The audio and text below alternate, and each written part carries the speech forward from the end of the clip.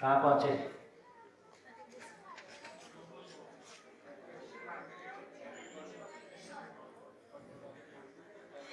क्या होता है फैमिली वर्किंग?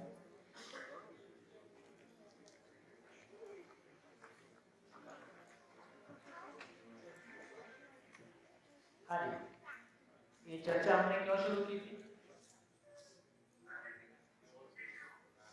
व्यवस्था को समझने। तो व्यवस्था को समझने के लिए चर्चा हमने शुरू की थी और हम इस निष्कर्ष पर पहुंचे कि मानव और मानव की बनाई हुई कोई भी व्यवस्था से वो बेसिकली अपने आप में व्यवस्था है कि अव्यवस्था है, तो उससे हम नहीं सीख सकते कि व्यवस्था क्या है। तो हमको नेचर की ओर जाना होगा।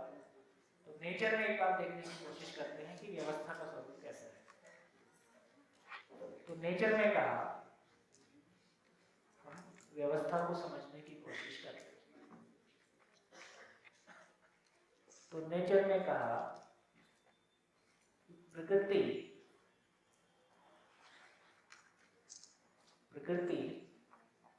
स्वयं व्यवस्था का स्वरूप है कि अव्यवस्था के स्वरूप में है?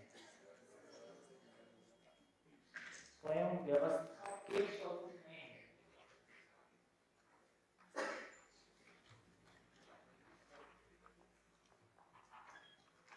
कैसे पता चला?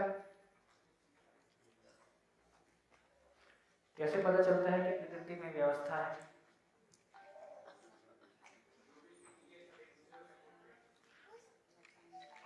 तो प्रकृति में सभी इकाइयां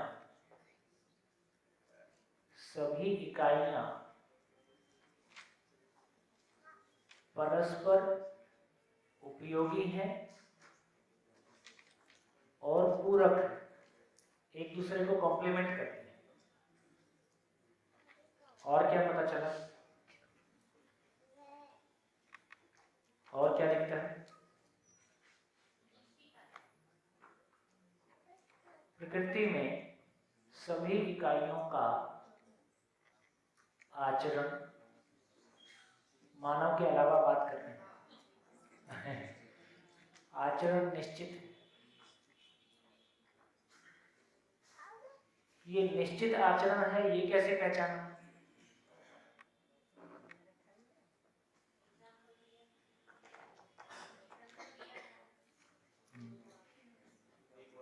आचरण निश्चित है, ये कैसे बोले? टाइम पे फल आते हैं। तो निश्चित आचरण का मतलब है कि प्रकृति में हर इकाई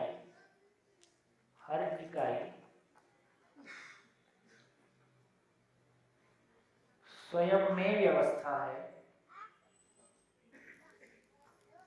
और इसके प्रमाण में वो समग्र व्यवस्था, नेचर एज ए होल, समग्र व्यवस्था में भागीदार है।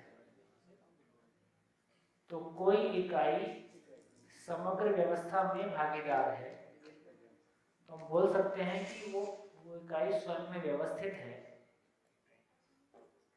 जैसे इस माइक में बहुत सारे पार्ट्स हैं और माइक काम कर रहा है, इसका मतलब सारे पार्ट्स सही काम कर रहे हैं। यदि कोई भी पार्ट अपना काम करना बंद कर देगा तो माइक खराब हो जाएगा।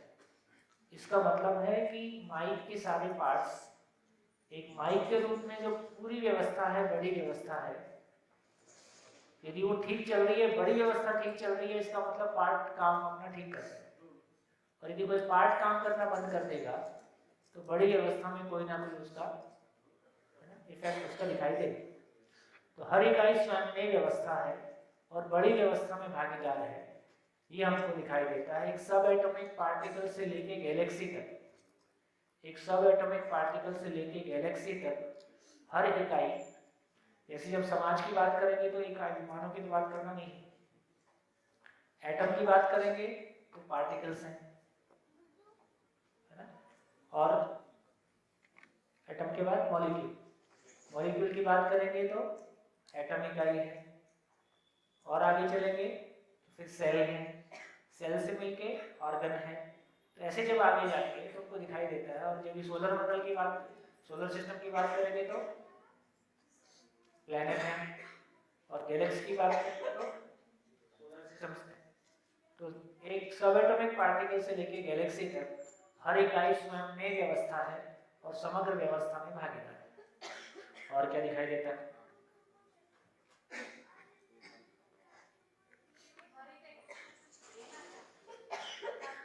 हाँ, प्रकृति की हर इकाई का देना चाहती का मतलब वही है कि वो स्वयं में व्यवस्थित है, इसलिए समग्र व्यवस्था में उसकी कोई भागीदारी है। ये जो भागीदारी है यही उसका गोल है, ये किसी गोल के लिए है ना? यही उसकी पहचान है, यही उसके होने का पर्पस है, इसी को मूल्य कहा। और क्या देखें? पूरी प्रकृति व्यवस्था के रूप में है, इसी को हम संतुलन के रूप में पहचानते हैं।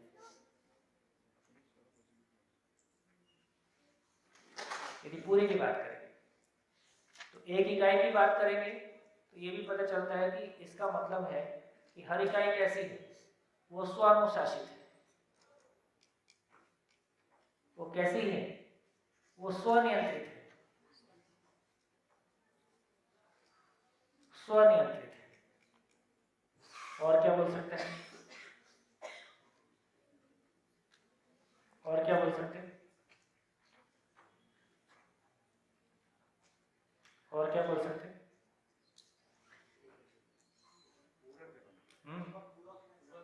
एक दूसरे को कॉम्प्लीमेंट करता है, पूरक है। और क्या बोल सकते हैं? पूर्ण है ना? इस सबको मिला के बोल रहे हैं, इस सबको मिला के बोल रहे हैं कि वो पूर्ण है। पूर्ण है का मतलब, एक मतलब है कि उसकी निरंतरता है, निरंतरता ही पूर्णता है, ये सूत्र बार बार आता है। पूर्ण का दूसरा परिभाषा है कि वो कम अधिक से मुक्त है, कम अधिक से मुक्त है। पूरी प्रकृति को देख के हम कोई सेंटेंस यूज नहीं कर सकते कि इसमें और ये जोड़ देते घटा देते, है ना? पूर्ण है। और क्या बोल सकते हैं?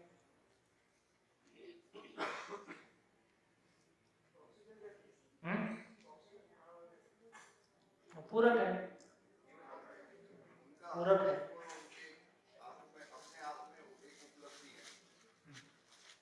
तो अपने आप में व्यवस्था है, ठीक। फिर फाइनली ये कह सकते हैं, इसी को कह रहे हैं कि इतना साथ साथ है। और प्रकृति में व्यवस्था का स्वरूप कैसा है? नीचे से ऊपर है कि ऊपर से नीचे है? नीचे से ऊपर मतलब एटम, मॉलिक्यूल, सेल, ऑर्गन, है ना? और इवोल्यूशन भी कुछ इसी तरह से होता है ना? तो बेसिकली कहा जाए तो वो नीचे से ऊपर है, बॉटम अप है।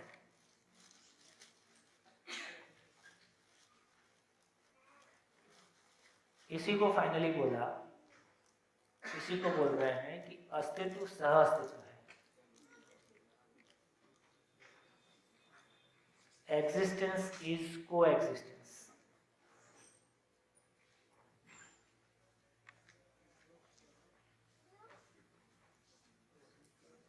इतनी सारी बात देखिए, यदि बार बार जो चर्चा आती है कि मानव इस अस्तित्व की सर्वश्रेष्ठ इकाई है, ऐसी बात हम करते हैं। मानव इस पूरी प्रकृति में सर्वश्रेष्ठ इकाई है, क्योंकि जो बाकी इकाइयों में है वो मानव में है ही, और उससे कुछ अधिक है। मानव में सोचने समझने की क्षमता अधिक है, और उसका हाल कैसा है? वो बेहाल है। तो इसका मतलब है कोई मूलभूत गलती हुई है, कोई बेसिक मिस्टेक हुआ है। तो प्रकृति में व्यवस्था को समझने गए तो हमको कुछ बातें हमारे सामने आई। अभी हम थोड़ा सा और आगे चलते हैं और ये देखते हैं कि हमने कैसी व्यवस्था बनाई। हमने कैसी व्यवस्था बनाई है उसको एक बार देखने की कोशिश करते हैं, और कहाँ गलती हो गई उसको समझने की कोशिश करते हैं।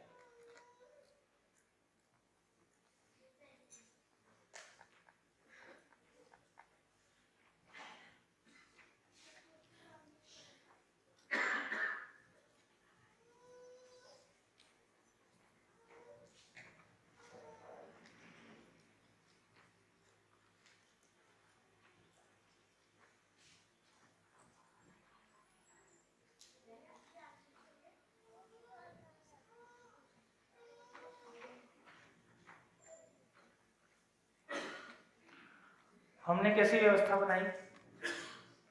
हमने ऐसी व्यवस्था बनाई, हमको ये तो समझ में आ गया कि मानव है तो वो मन से संचालित है। मानव है तो वो जैसा मानता है वैसा जीता है, जैसा वो मानता है वैसा जीता है। तो इसका मतलब है कि यदि उसको नियंत्रित करना है, यदि उसको नियंत्रित करना है तो उसको कैसे मनाना है, उसके लिए कोई टूल चाहिए। तो उसके लिए हमने 3 टूल प्रयोग किए। उसको बोल रहे हैं, कभी उसको भय से नियंत्रित किया, कभी उसको लालच से नियंत्रित किया, कभी उसको आस्था से नियंत्रित किया। ऐसा हमने 3 टूल इस्तेमाल किए, है ना। आवश्यकता क्या थी? आवश्यकता ये थी कि वो कैसा, क्या चीज को माने, वो माने या वो जाने। आवश्यकता ये थी कि वो जाने, और कैसा जाने? जैसा है, यथार्थ।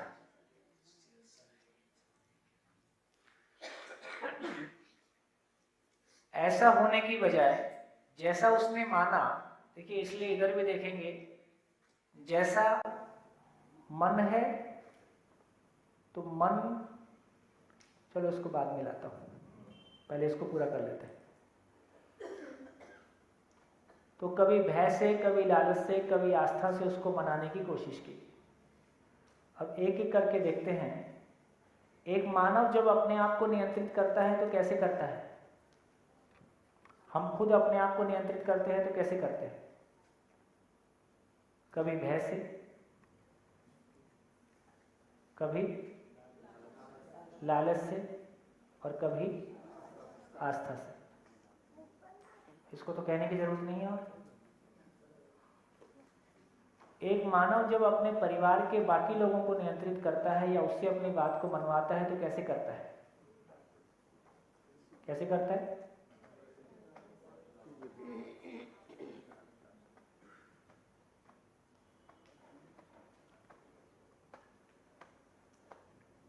जब हम मान लीजिए व्यापार करते हैं तो दूसरे को मनाने का तरीका कैसा रहता है?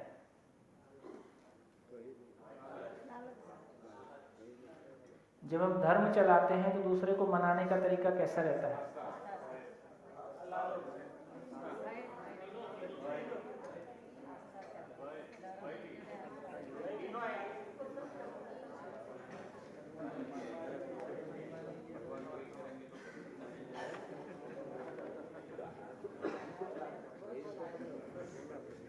क्या कंफ्यूजन हो गया?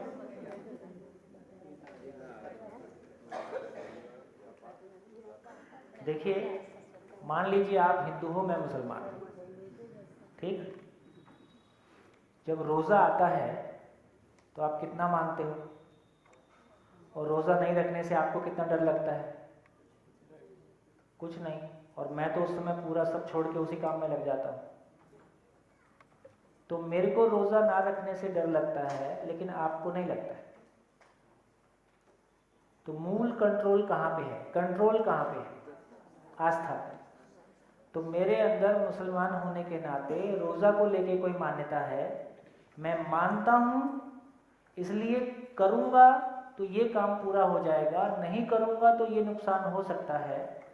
तो कंट्रोल कहां पे है? कंट्रोल आस्था पे है। आस्था के आधार पे लालच और भय बना रहता है। यदि मैं मानता ही नहीं हूं तो ना वो भय है ना वो लालच है। भाई अपना कोई हिंदू त्योहार ले लो, कोई पूजा पाठ हम करते हैं, मान लीजिए नवरात्रि। अब मैं एक मुसलमान हूं, मेरे को नवरात्रि से कोई फर्क पड़ता है? मेरे को नवरात्रि से कोई लेन देन नहीं। तो नवरात्रि रखने से कोई लाभ मिलेगा, कोई मेरे काम पूरे हो जाएंगे, मेरा ऐसा भी लालच नहीं है। और नहीं रखने से कोई नुकसान होगा, मेरी ऐसे भी कोई आस्था नहीं है। तो ना मेरे को नवरात्रि से भय है ना प्रलोभन है, क्योंकि मैं उसको मानता ही नहीं। इसका और बढ़िया एग्जाम्पल है, एक कलेक्टर किसी गांव में गया। अब गांव वाले तो पटवारी को पहचानते थे, कलेक्टर को पहचानते ही नहीं थे।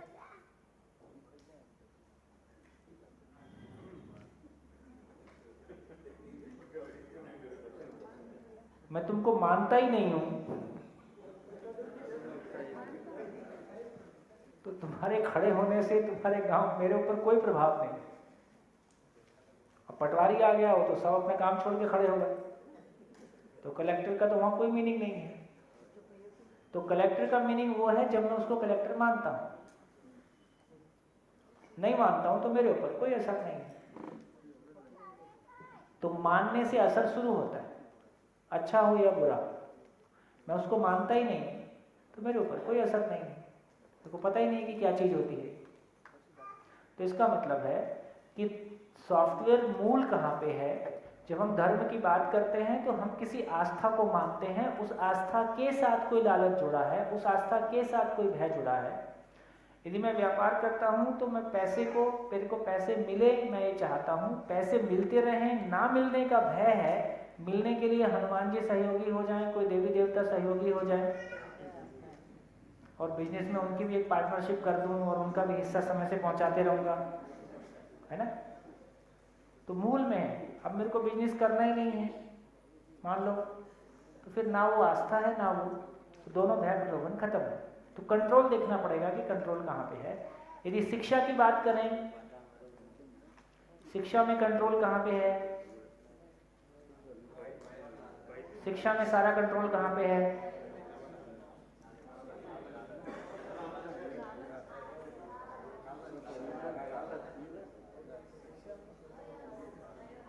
केवल लालच, पैकेज ना, केवल लालच, केवल पैकेज। अभी इंजीनियरिंग, अभी देश में इंजीनियरिंग की 70% सीट खाली है, और अभी युवाओं में लगभग इंजीनियरिंग के प्रति रुझान बहुत तेजी से गिरा है, और इंजीनियरिंग कॉलेज को सीट नहीं मिल रही है, और धड़ाधड़ इंजीनियरिंग कॉलेज बंद हो रहे हैं। क्यों हो गया ये?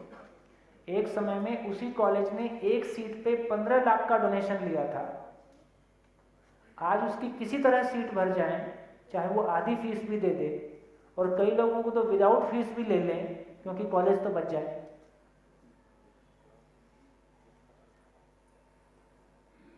क्यों हो गया ऐसा? क्यों हो गया? पैकेज नहीं मिल रहा है। जो कल तक पैकेज मिलता था आज वो पैकेज नहीं मिल रहा है, तो इसलिए अब हमारे पास, हमारे लिए ये एजुकेशन किसी काम की नहीं है। ठीक, धीरे धीरे ऐसा होना शुरू हुआ। तो इसका मतलब है कि एजुकेशन का सारा कंट्रोल कहाँ पे है ना? पढ़ाने वाला, पढ़ने वाला, कॉलेज चलाने वाला, स्कूल चलाने वाला। इसमें से कुछ लोग ऐसे हो सकते हैं जिनको लगता है कि हम किसी कॉज के लिए, फिर वो किस में जाएगा? जो व्यापारिक दृष्टि से एजुकेशन को चला रहे वो यहाँ पे आए।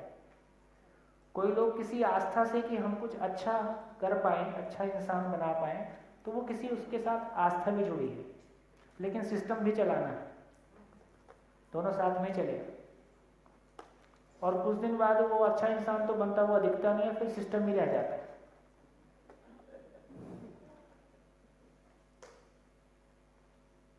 इसलिए एजुकेशन और व्यापार एक ही बात हो गई, दोनों एक ही हो गए। एजुकेशन अपने आप में एक बिजनेस हो गया। देखिए, बिल्कुल वैसे ही है जैसे अधिकांश लोग जब जॉब में आते हैं तो कुछ अच्छा करने की तमन्ना के साथ आते हैं, कुछ अच्छा करेंगे, लेकिन जब जॉब में आके काम करना शुरू करते हैं तो पता चलता है अच्छा तो हो नहीं रहा है, और अच्छा होने की गुंजाइश भी कम है। फिर लगता है राम तो मिलेगा नहीं तो कम से कम माया ही सही, तो धीरे से आदमी माया पे शिफ्ट हो जाता है। खुदा बेनस रही, ऐसा बहुत लोग की कहानी। तो ये सिस्टम, वही इंडियन, वही भारतीय बच्चा जब अमेरिका जाके जॉब करता है तो सिस्टम यदि एफिशिएंट है तो उसको लगता है कि मेहनत करके ग्रो किया जा सकता है, तो वही व्यक्ति बहुत मेहनत करके भी ग्रो करता है। यदि सिस्टम उसको ठीक लगता है तो वो फिर उस तरह से करता है। तो मेरे को लगता है कि यहाँ मैं ये कह रहा हूँ कि सिस्टम की अपनी कोई बड़ी महिमा है, सिस्टम अपने आप में कोई बड़ी चीज़ है, आदमी भी बड़ी चीज़। एक तरह की थॉट है कि आदमी सुधर जाएगा तो सब सुधर जाएगा, एक तरह की थॉट है कि ये व्यवस्था सुधरेगी तो सभी सुधर जाएगा, तो शायद दोनों सुधर जाएगा तो सभी सुधर जाएगा। मेरे को अपने यहाँ का एग्जाम्पल बहुत बढ़िया लगता है। दिल्ली में हम जहाँ पे रहते हैं वो एक तरह से दिल्ली का बाहरी इलाका, शाहदरा वेस्टर्न यूपी से लगा हुआ इलाका है।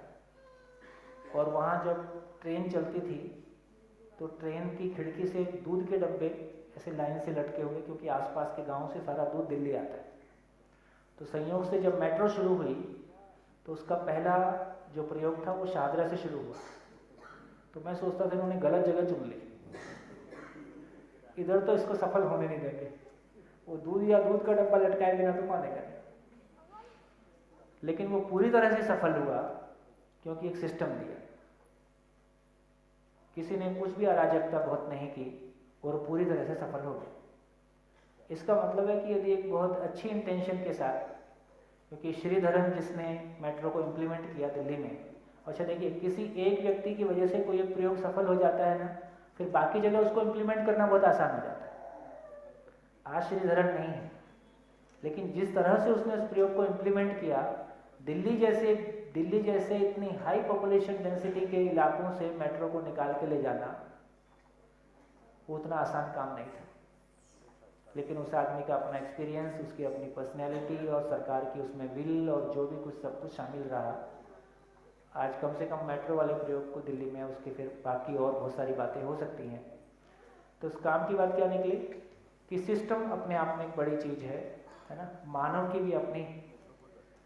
भी अपने आप में कोई बड़ी चीज़ है, लेकिन अभी हम धीरे धीरे देखें कैसे चीज़ें काम कर रही है। और क्या बचा?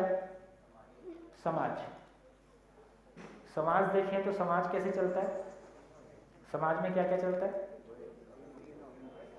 कभी भय से नियंत्रित करते हैं, कभी प्रलोभन से करते हैं, कभी आस्था से करते हैं। इसलिए मानव समाज और मानव परिवार और समाज ये एक रॉड है। फिर ये सिस्टम्स कुछ हमने अपनी आवश्यकता के अनुसार बनाए। और क्या बचा? न्याय कैसे चलता है? भय प्रधान है, दंड संहिता। और कुछ बचा? और कोई चीज बची? पॉलिटिक्स आ गया ना। शासन नहीं आया। बेसिकली शासन यदि हम देखें,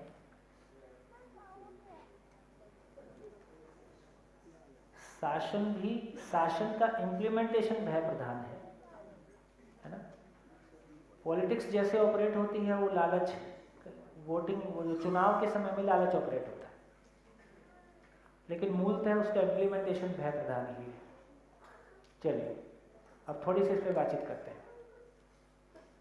एक तो इसमें से ये देखें कि से फॉर एग्जांपल मैं एक मानव हूँ और मैं अपने आप को कभी प्रलोभन से, आस्था से नियंत्रित करता हूँ। लोग क्या कहेंगे, है ना, ये हमारे नियंत्रण का एक सबसे बड़ा आधार बना रहता है।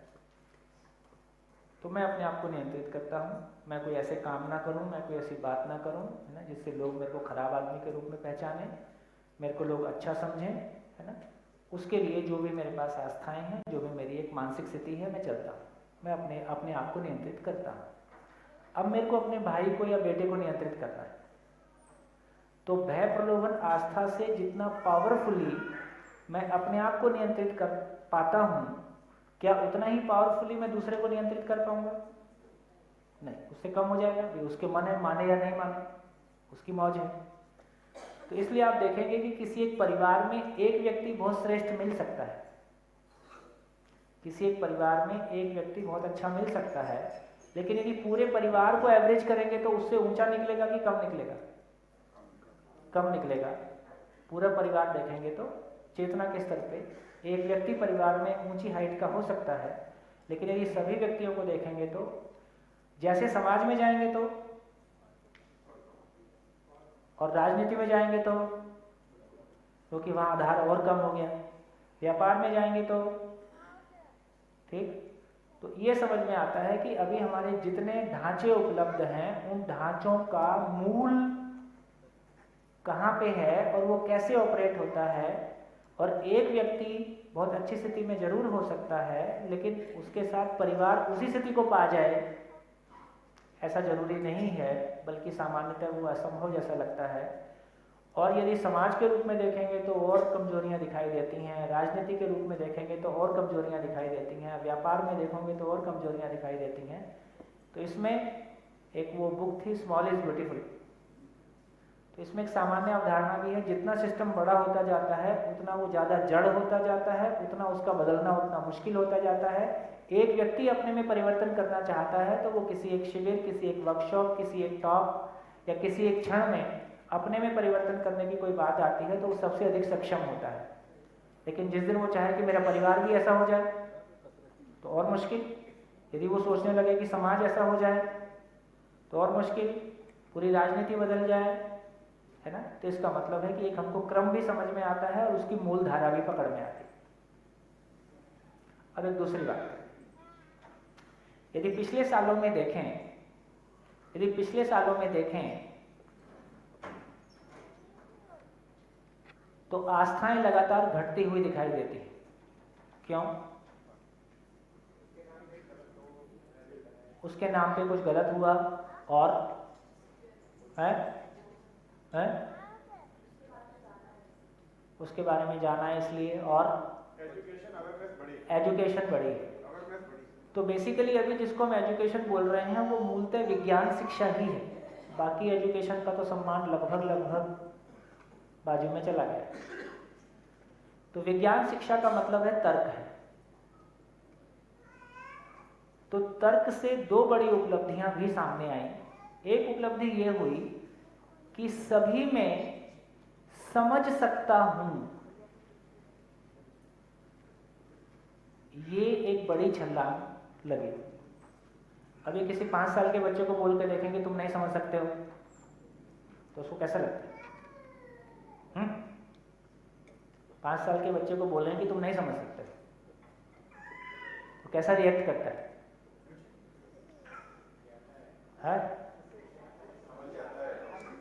वो समझ जाता है कि तुम्हारा हाल कैसा है, मेरा तो बाद में देखूंगा, है ना। कोई समझ जाता है कि तुम्हारा हाल कैसा है, मैं समझ गया। तो अभी लगभग विज्ञान शिक्षा की एक जो उपलब्धि रही कि उसने तर्क को एंटरटेन किया, तर्क का स्वागत किया। हमारे बचपन में मुझको तो अपने लिए व्यक्तिगत रूप से याद है कि राम भगवान और कृष्ण भगवान के लिए यदि मन में कुछ नेगेटिव विचार आ गया तो हम लोग अपराध बोध से ग्रस्त होते थे और ऐसा नहीं सोचना चाहिए, ऐसा मन में ख्याल आता था। तो हमारा माइंडसेट आस्था की मनोभूमि से तैयार हो रहा था। लेकिन अभी के बच्चों में जो तर्क विकसित हुआ है, वो तर्क से जो बड़ी उपलब्धि हुई है कि मैं सब कुछ समझ सकता हूँ, क्योंकि उसको बात करना आ गया, अपने विचारों को प्रकट। अभी 5 साल के बच्चे का एक्सप्रेशन और जब हम लोग 5 साल के थे तो हमारा एक्सप्रेशन दोनों एक जैसा है कि अलग अलग है? और कितना अलग है?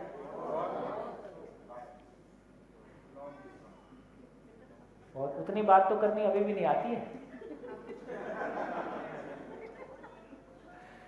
मैंने कल भी कहा था, कितनी बार ऐसा होता है कि चर्चा करते समय हमारे बच्चों का तर्क हम पे भारी पड़ता है और बहुत पॉलिटिकली हमको अपने आप को इज्जत बचा के विड्रॉ करना पड़ता है।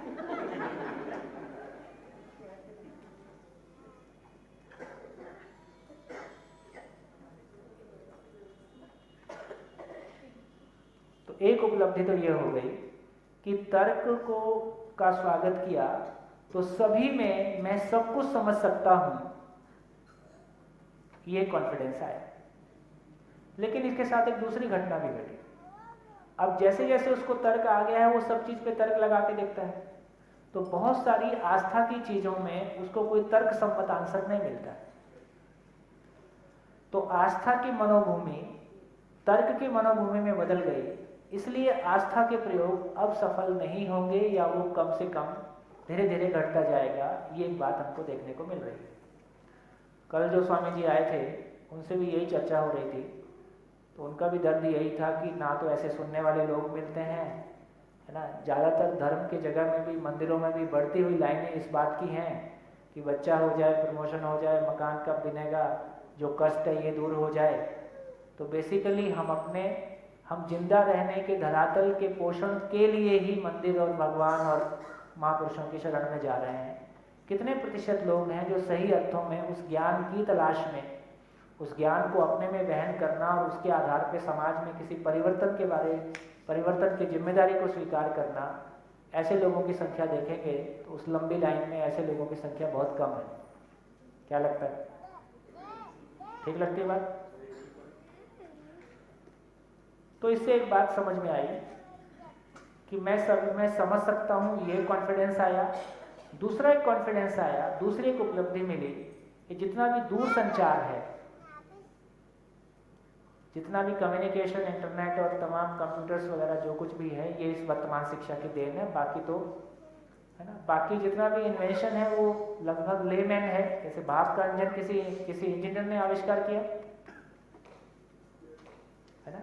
अधिकांश लोगों ने कॉमन सेंस से कोई चीज़ें निकाली, लेकिन जितना भी ये दूर संचार है, मोबाइल, इंटरनेट, कंप्यूटर्स, ये सब इस आधुनिक शिक्षा से निकली हुई चीज़ें।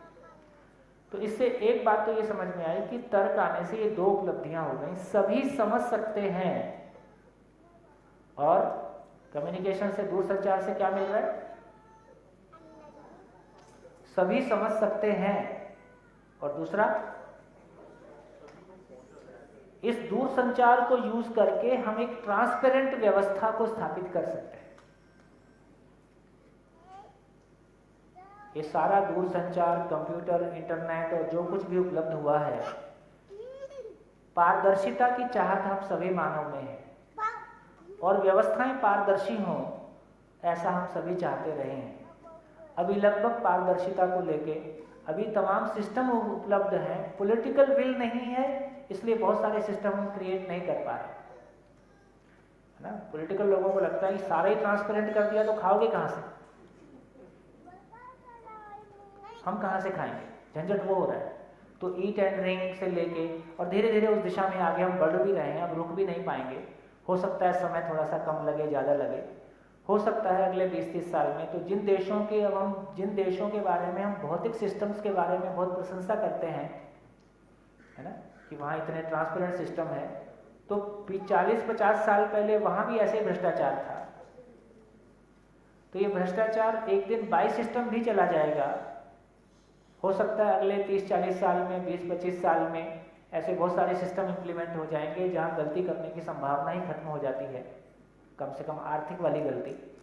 धीरे धीरे जीएसटी और तमाम जो कुछ आ रहा है, नंबर 2 पूरा नंबर 1 में कन्वर्ट होने की तरफ जा रहा है, इसमें बहुत सारी कमियां होंगी, तो आने वाले सालों में कुछ और होता ही रहेगा। तो धीरे धीरे हम उधर जा ही रहे हैं। खैर, लेकिन एक बड़ी संभावना दिखाई दी। देखिए, इस तरह की बात का आना, मैं एक प्रसंग ये इसलिए बोल रहा हूँ, एक बार मैंने आदरणीय नागराज जी से एक प्रश्न किया था कि कुछ मुट्ठी भर लोग किसी ऐसी बात को समझ रहे हैं जिसके आधार पे हम एजुकेशन में ट्रांसफॉर्मेशन की बात करते हैं और पूरे पॉलिटिकल सिस्टम में ट्रांसफॉर्मेशन की बात करते हैं, लेकिन संख्या बहुत छोटी है, इससे कुछ हो पाएगा? नहीं हो पाएगा। तो उन्होंने कहा कि देखो, एक तो ये कहा कि तुम लोग धारा को बनाए रखो, समय आने से अपने आप दावानल बनेगा। दावानल मतलब जंगल की आग। तो दीपक जलाए रखो, धारा बनाए रखो, समय आने से जमाने की आवश्यकता होगी तो अपने आप मल्टीप्लाई होगा। वो एक बात।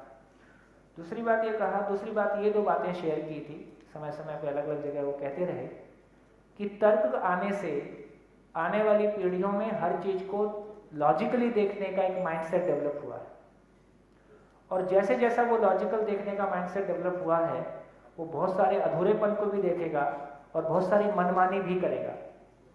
लेकिन मनमानी करके भी जब कहीं नहीं पहुंच रहा है तो वो किसी सॉल्यूशन की तरफ भी जाएगा।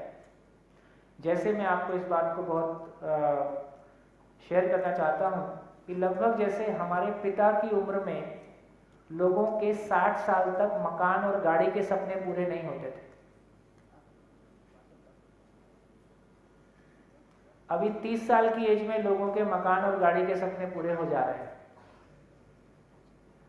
यदि 30 साल की एज में शादी हो गई, मकान हो गया, गाड़ी हो गया, घूम फिर लिया, ये व्हाट नेक्स्ट? अब आगे करेगा क्या? इसलिए जीने की तलाश और जीने की तरफ जाना एक बड़े वर्ग की आवश्यकता बनती जा रही है। मैं ऐसे बड़े वर्ग को देख रहा हूँ, है ना, अभी हालांकि छोटा ही है, लेकिन जिसमें 30 साल की एज में उसको कहता है कि मैंने सब करके देख लिया, बताओ क्या करना है। तो ऐसे लोग फिर अपने आप अलग अलग तरह की NGOs में जा रहे हैं, अलग अलग तरह से प्रयोग कर रहे हैं, तो बहुत सारी दिशाओं में जा रहे हैं। यदि कोई व्यवस्थित धारा उसको मिल पाएगी तो जो बहुत सारी बातें हम कह रहे हैं कि हाँ कौन लोग इसको करने वाले हैं, तो लॉजिक का आना, छोटी एज में सुविधाओं का पूरा हो जाना, ये जो आकर्षण था वो आकर्षण खत्म हो गया, है ना। मैं तो अपने परिवार में एक बच्चे को देख रहा हूँ, हमारे परिवार में हमारे दोस्त का बेटा है, मुंबई IIT से बीटेक एमटेक किया, अमेरिकन एक्सप्रेस गुड़गांव में 1 साल जॉब किया, छोड़ के वापस घर आ गया। नहीं करना है, बहुत आराम की जॉब है ना, और उसके नेचर को सूट करती हुई जॉब, नहीं करना, मज़ा नहीं आ रहा है। फिर वो GMAT के थ्रू बहुत सारी यूनिवर्सिटीज़ के लिए, इंटरनेशनल यूनिवर्सिटीज़ के लिए अप्लाई करते हैं, वर्ल्ड की टॉप 10 यूनिवर्सिटीज़ में एडमिशन हो गया। PhD कर लो, खाली बैठ के क्या करोगे? जब एडमिशन का समय आया तो नहीं गया, ये भी नहीं करना है। फिर बैठे बैठे किसी ने कहा कि कैट का एग्ज़ाम दे लो, कैट का परसेंटाइल 99.8, एडमिशन लेने नहीं गया, ये भी नहीं करना। इससे ज़्यादा इस संसार में है नहीं। उम्र 25 साल है, इससे ज़्यादा इस संसार में और कुछ है नहीं एजुकेशन के नाम पे। अभी रायपुर में रह के ही IIT कोचिंग के लिए 1-2 घंटे चला जाता है और साथ में इसको अध्ययन करना है, समझ के कुछ बेहतर किया जाए। तो इन बच्चों में आकर्षण जैसा कुछ बचा नहीं है। ट्रेनिंग के दौरान घर बैठे कुछ संसार भी देख लिया, पैसा भी देख लिया, एकेडमिक्स भी देख लिया, व्हाट नेक्स्ट? अब इनका मन भरने के लिए कहाँ से लाओ? IIT मुंबई, देश के सबसे टॉपर्स जो IIT मुंबई में जाते हैं, IIT मुंबई में नशा सबसे ज़्यादा है।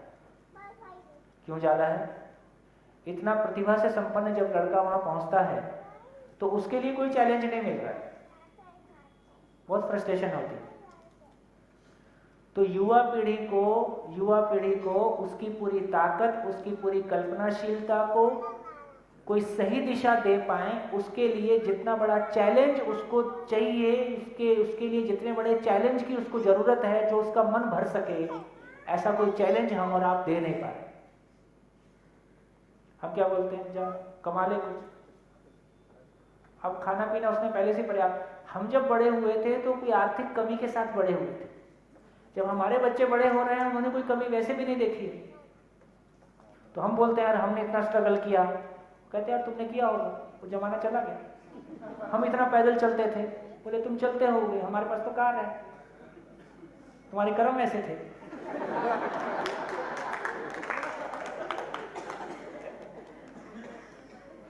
तो हमारी कोई भी बात उनको मोटिवेट नहीं कर पा रही। जब कोई बात मोटिवेट नहीं कर पाती है तो हम रिएक्शन में आ जाते हैं। वो तो उनके पास तो रिएक्शन हमसे ज़्यादा ही है, तो हमको निपटा देते हैं। तो क्या बोलते हैं, पति गिर, पति गिर बोलेंगे, थे ही बोलते, पति गिर, निपट गए। कहाँ पहुंचे?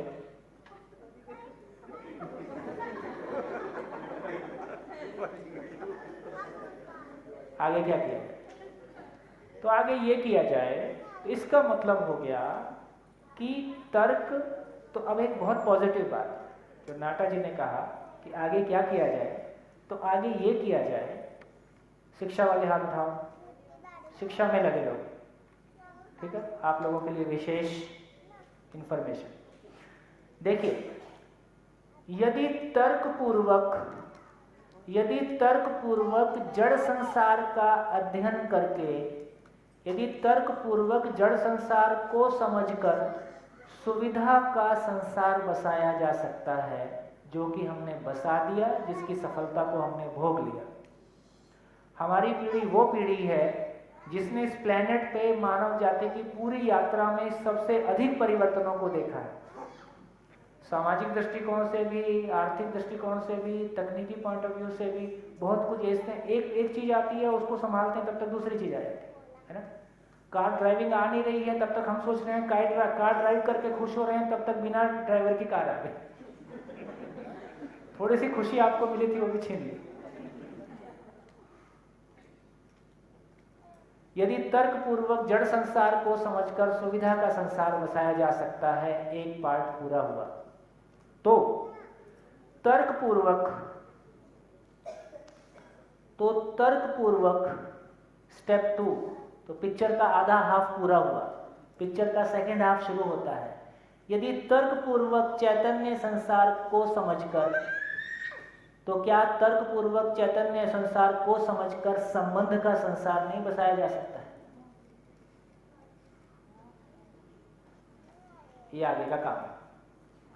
यदि तर्कपूर्वक जड़ संसार को समझकर सुविधा का अंबार लगाया जा सकता है, तो क्या तर्कपूर्वक चैतन्य संसार मतलब मानव, तो तर्कपूर्वक मानव को समझकर संबंध का संसार नहीं बसाया जा सकता क्या? इसकी आवश्यकता नहीं है क्या? तो कल जो स्वामी जी कह रहे थे उसका उत्तर यही है। अब आस्था के लेवल पे बात नहीं हो पाएगी, आने वाली पीढ़ी से आस्था से बात नहीं हो सकती, है ना। और इतने सारे फ्रंट खुल गए हैं जो पहले खुले हुए ही नहीं थे और जिसके आंसर धर्म में नहीं है। कभी धर्म वालों ने, मेरे को नहीं पता कि किसी धर्म में इस बात का मेंशन है कि नहीं, अभी तक कम से कम हम इस बात पे सोचते थे कि लड़का है तो कम से कम लड़की से शादी करेगा, ये तो पक्का था, है ना। अभी वो किधर करेगा ये भी मालूम नहीं है। मैं सही गलत की कोई बात अभी नहीं कह रहा हूँ, क्या सही है क्या गलत है मैं इस पर कोई टिप्पणी नहीं कर रहा हूँ, लेकिन मैं कह रहा हूँ कि माँ बाप के रूप में हमारी गहरी मान्यता है कि कम से कम लड़का है तो लड़की से तो शादी करेगा। अब इंडिया से लाए कि इटली से लाए कि कहीं और से लाए, है ना, तो कम से कम लड़की तो लाएगा। अब वो कल को लड़का ही लाके खड़ा कर दिया तो क्या करोगे? अब आप क्या बोलोगे? धर्म में नहीं लिखा है। बोलेगा रखो अपना धर्म अपने पास। वर्ल्ड के 170 कंट्रीज ने इसको मान्यता प्रदान की है, और कहीं ये बोल दिया कि तुम तो महिला पुरुष शादी किए थे, उससे क्या निकला? क्या मालूम क्या तर्क दे दे।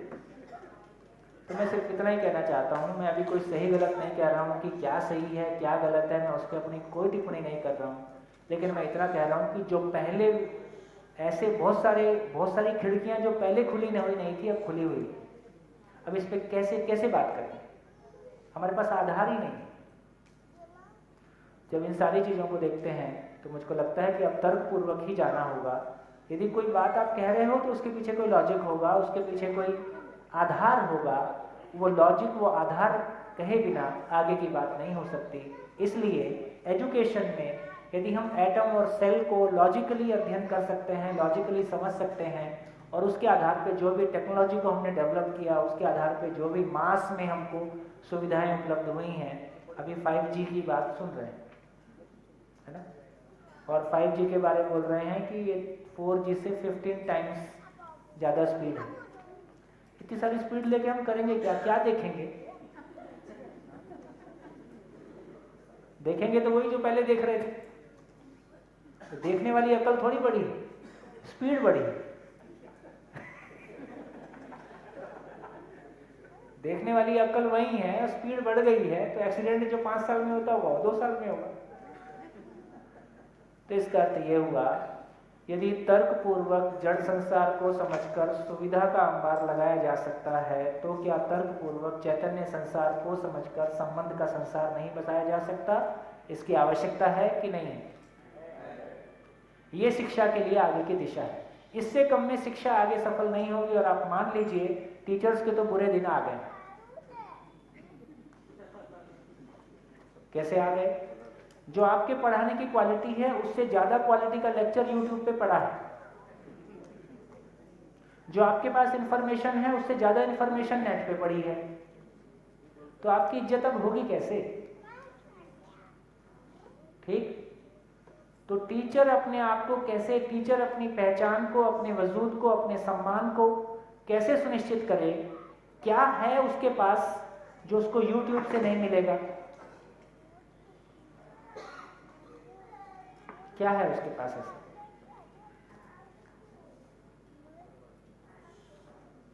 क्या है उसके पास, क्या है जो YouTube से नहीं मिलेगा है?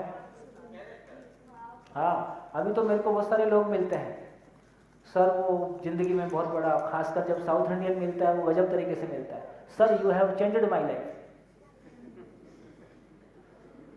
अब मेरे को तो इंग्लिश भी बहुत अच्छी नहीं आती है और साउथ इंडियन लैंग्वेज तो बिल्कुल नहीं आती है, तो मैं पूछता हूँ कि कहाँ मिले हम, sir we met in YouTube. और यूट्यूब में मिलता है और उसकी ज़िंदगी बदल जाती है। उसके बाद उसका इतना ही मन रहता है कि मिलके कुछ चीज़ों को कंफर्म कर ले। तो यूट्यूब से जिंदा आदमी तो नहीं मिलेगा, यूट्यूब से वो लव एंड केयर तो नहीं मिलेगा, वो आचरण तो नहीं मिलेगा, वो साक्षात आदमी तो नहीं मिलेगा। मैं वो साक्षात आदमी हूँ टीचर के रूप में। तो टीचर अब तभी सस्टेन करेगा, माँ बाप अब तभी सस्टेन करेगा जब वो आचरण के साथ होगा। इससे कम में टीचर और माँ बाप की खैर नहीं। आप देख लीजिए, ये हमारी मजबूरी है, ये हमारी आवश्यकता है, ये हमारी बाध्यता है, ये हमारी खुशहाली है, नाम जो भी दे दे। लेकिन इससे कम में ना वर्तमान है, इससे कम में ना भविष्य है, ना बुढ़ापा है, ना बचपन है। तो एजुकेशन को कमल भाई, अभी मेरा आपसे परिचय है, और मोती भाई के भी स्कूल हैं क्या? मोती भाई के भी स्कूल है। कितने लोग हैं जो है स्कूल चला रहे हैं? आपके स्कूल है, आपके भी स्कूल है, अच्छा गुड। देखिए गुजरात इस मामले में तो बहुत धनी है ना। या तो मेरी जानकारी भी कम हो सकती है, पर नॉर्थ इंडिया में हम शिविर कर रहे हैं, कोई 3000 एम्प्लॉयज़ की कंपनी चलाने वाला आदमी ऐसे बैठ के प्यार से शिविर करता रहे, ऐसा कम होता है। पैसे का ईगो काफ़ी बड़ा हो जाता है। तो ये मैंने गुजरात में देखा कि आपके व्यूज़ सेटअप हैं, लेकिन उसके बाद भी अपने नॉलेज को अपडेट करने के लिए, वो मैंने सावजी भाई को पूछा था, सावजी भाई डायमंड वाले, सूरत वाले, हाँ आप ये इतनी अच्छी कंपनी कैसे चलाते हैं? उन्होंने कहा कि वर्ल्ड में डायमंड की अच्छी कंपनी होगी तो बस ऐसी ही हो। उस आदमी को कॉन्फिडेंस है कि यार इससे अच्छी कंपनी होगी तो फिर मैं भी और क्रिएट करूँगा। तो जो जज्बा है क्वालिटी क्रिएट करने का, उन चारों भाइयों की एजुकेशन मिला के ग्रेजुएशन नहीं होता है।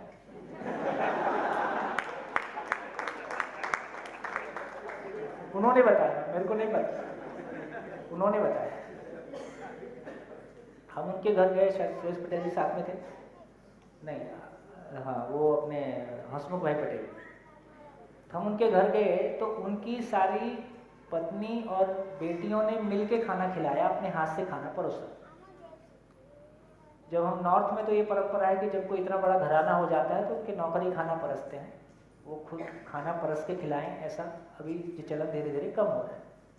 तो साहू भाई ने एक बहुत ही बढ़िया बात की, जब मैंने उनके पूछा कि आप ऐसा कैसे ग्रो कर पाए, बोले सोम भाई मैं 16 रुपये लेके सूरत में 16 साल का आया था, और मेरे को ये पता था कि मैं पढ़ा लिखा नहीं हूँ, ये मान्यता मेरे अंदर है कि मैं पढ़ा नहीं, तो मैं आज तक पढ़ रहा हूँ। जो भी अच्छा मिलता है मैं भी करता हूँ, मेरे एम्प्लॉय को भी कराता हूँ,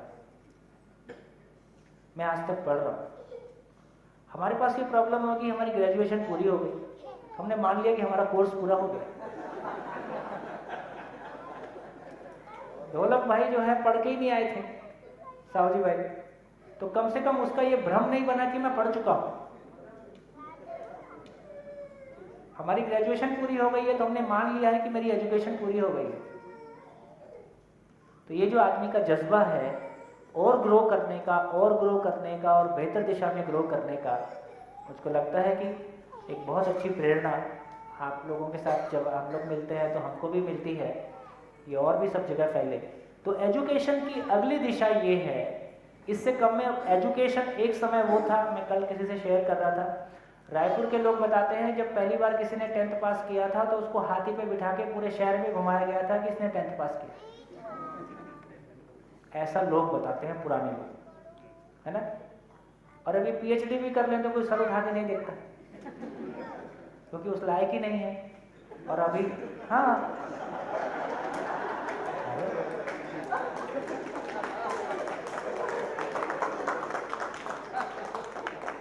ऐसे ही नहीं बोल रहा हूं, आप हंस के मेरी बात को हल्का कर रहे हैं।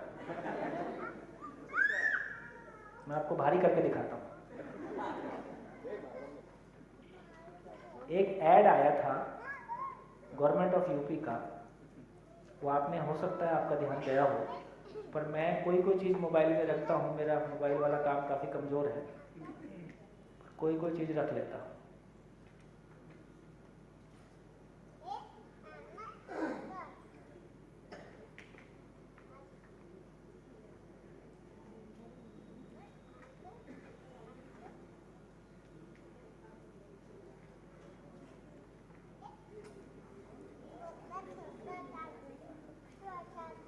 देखिए, सुनिए, यूपी में पीएन की पोस्ट के लिए एडवर्टीजमेंट निकला, सुना था? 62 पीएन के लिए 93,000 लोगों ने अप्लाई किया, जिसकी क्वालिफिकेशन 5th क्लास थी, मिनिमम क्वालिफिकेशन 5th क्लास। उसमें से 3,740 पीपल पीएचडी थे, 3,740 लोग पीएचडी थे 5th क्लास की क्वालिफिकेशन और पीएन की पोस्ट के लिए। उसमें से 50,000 ग्रेजुएट थे और 28,000 पोस्ट ग्रेजुएट थे, बाकी बचे हुए इसके नीचे की क्वालिफिकेशन के थे।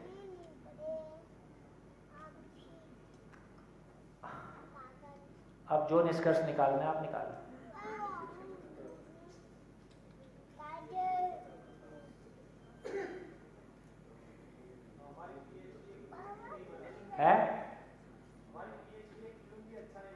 पता नहीं अब पीएन के साथ प्रॉब्लम है कि पीएचडी के साथ प्रॉब्लम है।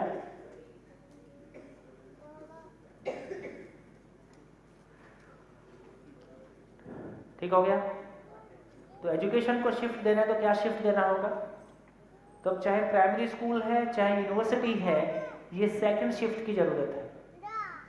यदि इस तर्कपूर्वक जड़ संसार को समझकर सुविधाओं का अंबार लगाया जा सकता है, तो तर्कपूर्वक चैतन्य संसार को समझकर संबंध का संसार बसाया जा सकता है। और इसको कहां से शुरू करना पड़ेगा? इसको घर से शुरू करना पड़ेगा, अपने आप से शुरू करना होगा, है ना? तो माँ बाप बनने का मिनिमम क्वालिफिकेशन है कि आने वाली पीढ़ी को हम जिंदगी दे सकें, क्योंकि आपकी शादी करते ही वो आने वाली पीढ़ी आ ही जाती है। वैसे 20 साल बाद आती तो अच्छा रहता है, क्योंकि ये बात ठीक है ना। अभी हमको लगता है यार अभी हम माँ बाप बनने के लायक अब हुए, और पिछली बार तो ऐसी सब उस समय कोई तैयारी नहीं थी। एक मानसिक रूप से, भावनात्मक रूप से अपनी एक स्टेबल माइंडसेट के साथ जो एक बच्चे को जिस तरह का क्वालिटी टाइम चाहिए, उस समय तो हम ही अपने कैरियर की तलाश में थे। वो बच्चा आ गया, वो कहता है जिंदगी क्या है, मैं कहता हूं मैं आता हूं कैरियर बना के। अच्छा, लड़का लड़की दोनों के शौक पूरे नहीं हुए थे माँ बाप के घर में। अब पहले अब ये मान्यता थोड़ी खत्म हो रही है। पहले तो शादी का मतलब अब थोड़ा सा ऐश करने का टाइम आया। ये दोनों को अपनी ऐश की पड़ी है, वो कहता है जिंदगी का है। तो ऐसा कन्फ्लिक्ट है। तो सही मायने में एक माँ बाप होने की क्या गरिमा हो सकती है। और वो बच्चा मेरे से, ऐसा नहीं कि ये कोई किताबी बातें हैं, वो बच्चा तो मेरी तरफ आंख लगाए ना कि जिंदगी क्या होती है। मैं कहता हूँ खिलौना पकड़ ले। तो इसका अर्थ है ये शिक्षा का बड़ा शिफ्ट है कि हम तर्क को, और तर्कपूर्वक अब कम से कम इन 8 दिनों में आपको एक ग्लिम्स मिल रहा है कि मानव को तर्कपूर्वक समझा जा सकता है। इसको भी आप देखते रहिए। चलिए समराइज करें। अब इसमें एक और बढ़िया काम देखिए। यदि सही अर्थों में देखें तो एक मानव अपनी जिंदगी के लिए जी जान से कोशिश करता है जितनी उसकी कैपेसिटी है आगे बढ़ने के लिए।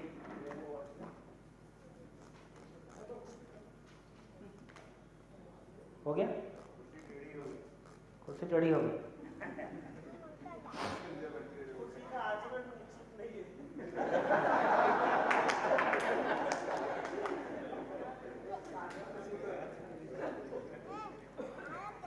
जान दो, इस बारे में कुछ नहीं बोलते। एक मानव अपनी जिंदगी को किन्हीं ऊंचाइयों पे पहुंचाने के लिए अपनी हैसियत के अनुसार मेहनत करता ही है, तो वो अपनी जिंदगी को ओन किए हुए। एक परिवार में भी माँ बाप के रूप में, किसी रूप में कुछ लोग हैं जो पूरे परिवार को कैसे आगे बढ़ाना है उसको ओन किए हुए हैं। व्यापार में भी देखो, चाहे दुकान चलती है, चाहे कॉर्पोरेट कंपनी चलती है, कुछ लोग हैं जिन्होंने इसको ओन किए हुए हैं, रात दिन उसके बारे में सोचते हैं, उसको आगे बढ़ाते हैं। धर्म में भी कोई धर्म गुरु है ना, जो उसका मुखिया है, वो उसको ओन किए हुए है, कैसे उसको आगे बढ़ाना है उसके लिए जो भी सोचता है अपनी समझ के अनुसार। शिक्षा के रूप में भी देखें तो कोई प्रिंसिपल है, कोई स्कूल का मालिक है, कोई यूनिवर्सिटी का वाइस चांसलर है, कोई एजुकेशन डिपार्टमेंट है, जो रात दिन उसी के बारे में सोचते हैं, फुल टाइम उसी के लिए काम करते हैं। न्याय के लिए भी कोई जस्टिस है, कोई डिस्ट्रिक्ट लेवल पे कोर्ट है, स्टेट लेवल पे कोर्ट है, नेशनल लेवल पे कोर्ट है, इंटरनेशनल लेवल पे कोर्ट है, उसकी किताबें हैं, उसका कोर्स है, लोग उसके बारे में सोच रहे हैं। शासन के बारे में भी पूरा एक सिस्टम है, मिनिस्ट्री है और उसकी पूरा एक तंत्र है, उसकी पढ़ाई है, उसके बारे में भी सब सोचते हैं, ठीक है ना। हेल्थ सिस्टम डाल दोगे तो कोई बात नहीं, हेल्थ भी डाल लो, है ना। हेल्थ भी डाले तो हेल्थ कैसे, हेल्थ का जो सिस्टम है वो कैसे कंट्रोल्ड है, लालच से, है ना। हेल्थ का पूरा सिस्टम भी कॉर्पोरेट स्टाइल में चला गया अब तो, है ना, तो वो लगभग वो भी लालच से, वो भी व्यापार ही है। तो हेल्थ व्यापार, शिक्षा व्यापार, व्यापार तो व्यापार था ही, शासन भी अब व्यापार, अब शासन भी व्यापार। कितना इन्वेस्ट, एमएलए की सीट है तो कितना इन्वेस्ट करोगे, तमाम मल्टीनेशनल्स कंपनी है, तमाम वो है, इलेक्शन को कैसा करना है वो भी एक व्यापार। खैर छोड़ दीजिए, हम कहाँ बात कर रहे थे। फाइनली लौट के समाज के बारे में आते हैं। तो समाज का वारिस कौन।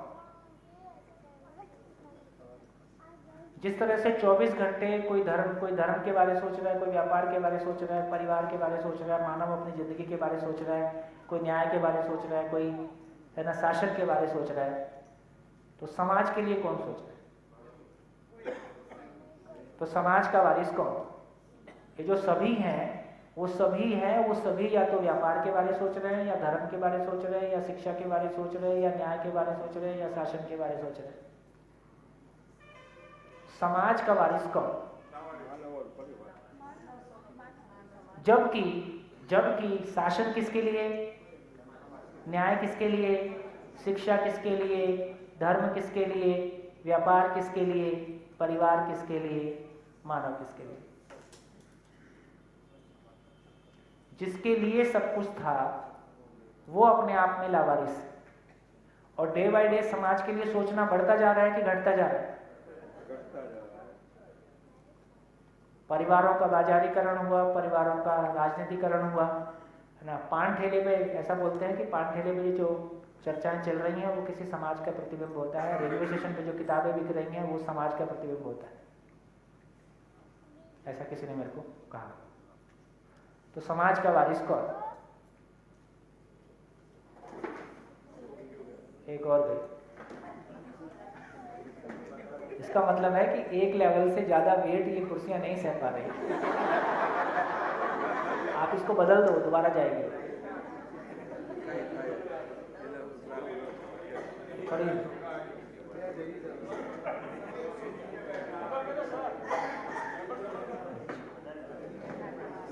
नहीं, संजय भाई की गई फिर इनकी गई तो मैच कर रहा है।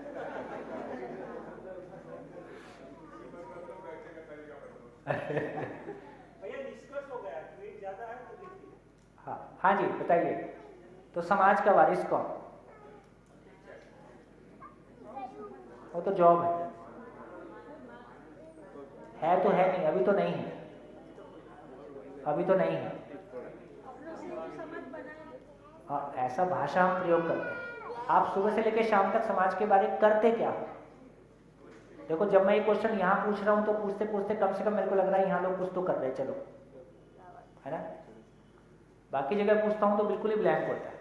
समाज नाम की कोई एक्टिविटी होती ही नहीं है, वो भी एक राजनीति है ना। सामाजिक मंच राजनीति तक पहुंचने का दरवाजा है, मतलब उसका तरीका है।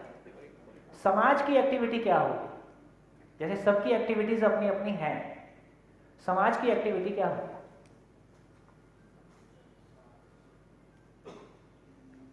व्यापार की अपनी एक्टिविटी है, धर्म की अपनी एक्टिविटी है, न्याय की अपनी एक्टिविटी है ना? समाज की एक्टिविटी क्या है? और डे बाई डे वो एक्टिविटीज बढ़ती हुई दिखाई देती हैं, घटती हुई दिखाई देती हैं, है ना? तो जो संबंध वाला पक्ष है, संबंध वाला पक्ष है, परिवार में संबंध का फैलाव ही समाज है। तो संबंध पक्ष मजबूत हो, ये सरकार की जिम्मेदारी है या समाज की जिम्मेदारी है? हम ऐसे ही सरकार को ना ज्यादा गाली दे रहे हैं, अपना काम हम कर नहीं रहे हैं और सारी चीजें, है ना, सरकार से अपेक्षा कर रहे हैं। संबंध ठीक हो समाज में, उसके लिए क्या करना पड़ेगा? उसके लिए क्या करना होगा? है संबंध के, तो संबंध की समझ देना होगा ना, संबंध की समझ समझाना होगा। उसके लिए क्या होगा? शिक्षा। तो बेसिकली शिक्षा, मैं ऐसा नहीं कह रहा हूं कि सरकार को उससे बाहर निकाल दिया जाए, सरकार का काम बिल्डिंग बनाना या उसमें कोई भागीदारी, लेकिन मूलतः बच्चे किसके? हमारे, आपके। इन बच्चों को संस्कार देने की, समझ देने की, जिंदगी में दिशा देने की जिम्मेदारी किसकी? हमारी, आपकी। और हमने इसको आउटसोर्स कर दिया किसी पॉलिटिकल पार्टी को, किसी व्यापारिक संस्थानों को। जब हमने, और हम खुद व्यापार में लग गए, हमारे लिए भी व्यापार इंपॉर्टेंट है। जब हमारे लिए, जब माँ बाप के लिए व्यापार इंपॉर्टेंट है, तो किसी के लिए आपके बच्चे इंपॉर्टेंट क्यों हो जाएंगे? जब माँ बाप के लिए इंपॉर्टेंट नहीं हुआ तो दूसरा उसको ओन कैसे करेगा? आखिर वो भी तो वही है ना जो मैं हूं। गैप कहां पकड़ में आ रहा है? गैप कहां है? हैं?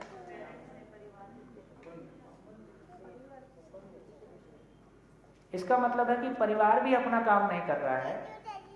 परिवार में कमाना ज्यादा बड़ी एक्टिविटी है या संबंध को समझना और संबंध में जीना, उसके लिए साधन एक आवश्यकता है? ठीक हो गया? तो मिसिंग कहां पे है ये पकड़ में आ रहा है। तो मिसिंग कहां पे हो गया? मिसिंग कहां पे हो गया? तो जिंदा रहना और जीना की क्लैरिटी नहीं है। मिसिंग कहां पे हो गया? जिंदा रहना और जीने की क्लैरिटी नहीं। सुविधाओं के साथ जिंदा रहने को हमने जीना माना, सुविधाओं के साथ जिंदा रहने को, लग्जरीज के साथ जिंदा रहने को हमने जीना माना, है ना? आदमी के साथ जी के तो खुशी नहीं मिलेगी, एसी के साथ जी के खुशी मिलेगी और कोई और फिजिकल चीजों से खुशी मिलेगी। आदमी के साथ जी के तो, आदमी के साथ जिए कि शरीर के साथ जिए? बच्चों के साथ भी जी रहे हैं तो बच्चा हमारे लिए एक बढ़िया खिलौना है, वो कोई जिंदगी है और उसकी कोई अपेक्षा है, ऐसा हम कहां समझ रहे हैं? तो इससे क्लैरिटी बनी कि कहां डे बाय डे ये शिक्षा बढ़ेगी या घटेगी। वर्तमान शिक्षा जैसी भी है, घर में तो रखेंगे नहीं बच्चों को, बढ़ेगी। तो डे बाय डे आस्था घटेगी या बढ़ेगी? और भय प्रलोभन आस्था में से सबसे पावरफुल टूल क्या है? आस्था। भय प्रलोभन आस्था में से सबसे पावरफुल आस्था है। आपको याद होगा पुराने लोगों को, पुराने जब मैं बोलता हूँ मतलब 50 के ऊपर, हम लोग बचपन में जब पढ़ते थे किताब में वो एक पौधा होता था, है विद्या। कितने लोगों ने रखी है? ये देखो सब वहीं से पढ़ के आए। विद्या रखने से विद्या आ जाती है। हाँ, विद्या रखने से उसका नाम ही विद्या होता था, है ना? पता नहीं वो मान्यता कहाँ से आई, मुझको भी नहीं पता, पर ये काफी, मैं सब जगह शिविर करता हूँ तो कई जगह पूछ लेता हूँ, सभी जगह लोग ऐसा करते थे। अब उसका क्या मतलब था नहीं मालूम। तो ये क्या थी? आस्था। ठीक। तो इसका अर्थ ये हुआ, इसका अर्थ ये हुआ आस्था गई, धीरे धीरे और जाएगी। फिर क्या बचा? भय और प्रलोभन। आस्था जाने के बाद भय और प्रलोभन बहुत हल्के हो जाते हैं। ऐसे कितने परिवारों में कितने लोगों को ये एक्सपीरियंस है कि आपने बच्चे के साथ घर में मारपीट किया और कोई पॉइंट पे उसने कहा मार लो जितना मारना है। ऐसा भी हो जाता है, यानी किसी पॉइंट पे जाके वो भी काम करना बंद कर देता है। डांट मार ऐसे भी हमने देख ही लिया परिवारों में, ये सब बहुत चल नहीं रहा। अब चीज़ें किधर जाएंगी? अब चीज़ें किधर जाएंगी? मनमानी की तरफ जाएंगी। तो यदि आस्था नहीं है तो अब चीज़ें मनमानी की तरफ जाएंगी। तो यदि बच्चे मनमानी की तरफ जा रहे हैं, बच्चे मनमानी को क्या मानते हैं? स्वतंत्रता। मनमानी और स्वतंत्रता में डिफरेंशिएट हम नहीं कर पा रहे। हमको भयवश अपने माँ बाप की, आस्थावश या भयवश अपने माता पिता की मानना पड़ा, है ना। पापा को कुछ बोलना होता था तो पापा से डायरेक्टली नहीं बोल सकते थे, थ्रू प्रॉपर चैनल जाना होता था। मम्मी को बोलते थे, फिर मम्मी आगे बोलती थी, है ना। तो इसका मतलब ये हुआ कि मनमानी का मतलब है कि भय, प्रलोभन, आस्था तीनों चले गए और समझ आई नहीं। क्यों जीना है, कैसे जीना है, ये मुझको भी नहीं पता है। जो आस्था से कुछ मिल रहा था वो भी गया, तो अब कहाँ चले गए? तो मनमानी हम माता पिता की मानने के लिए मजबूर थे, आपने अपनी माननी है, लेकिन दोनों में ही दिशा नहीं है। फाइनली दोनों ही दुख में एंड होना है, परेशानी में एंड होना है। तो क्या निकला? क्या समझ में आया? कहाँ जाना पड़ेगा? कहाँ जाना पड़ेगा? तो जाना यहीं पड़ेगा। यदि तर्कपूर्वक जड़ को समझ सकते हैं तो तर्कपूर्वक चैतन्य को भी समझ सकते हैं, और मनमाने की जगह, है ना, हम समझ के साथ में जी सकते हैं। ये क्लैरिटी इस चर्चा से निकल के आए। बढ़िया हो गया? ठीक, इसको थोड़ा सा और आगे कर लूँ और फाइनल कमेंट की तरफ आ जाए। अब हम इसको देखते हैं कि हम क्या कर रहे थे। अब प्रकृति में व्यवस्था को हमने देखा एक तरफ, अब हम अपनी बनाई हुई व्यवस्था को देखते हैं। हम नाम देते हैं शासन व्यवस्था। ये शासन सब व्यवस्था एक ही शब्द है कि दो शब्द हैं? हम मानते एक ही हैं, पर ये है दो। दो में शासन है, शासन से व्यवस्था की अपेक्षा है, शब्द ऐसा है। शासन का क्या मतलब है? शासन का मतलब है जब मैं पर नियंत्रित होता हूं, जब दूसरा मुझको नियंत्रित करता है, इसका नाम शासन है। जब मैं स्वनियंत्रित होता हूं, मैंने कहा था जो जैसा है वैसा जानना, और जानने के आधार पर अब मैं स्वनियंत्रित रहूंगा, स्वानुशासित रहूंगा कि पर नियंत्रित रहूंगा? स्वनियंत्रित रहूंगा। स्वनियंत्रित व्यक्ति स्वानुशासित होगा, स्वानुशासन में होगा, है ना। स्वानुशासित व्यक्ति स्वतंत्र होगा। ठीक, चाहते इधर जाना है, ये रूट नहीं मिला तो हमने दूसरा रूट लिया। क्या रूट लिया? शासन को समझें। शासन कैसा है? नीचे से शुरू करते हैं। शासन नीचे से ऊपर है कि ऊपर से नीचे है? ऊपर से नीचे। घर में जो अपने आप को बड़ा मानता है उसकी चलती है, धर्म में भी जो धर्म गुरु है उसकी चलती है, शासन में भी जो सीएम पीएम सेक्रेटरी है उसकी चलती है। तो ये ऊपर से नीचे है।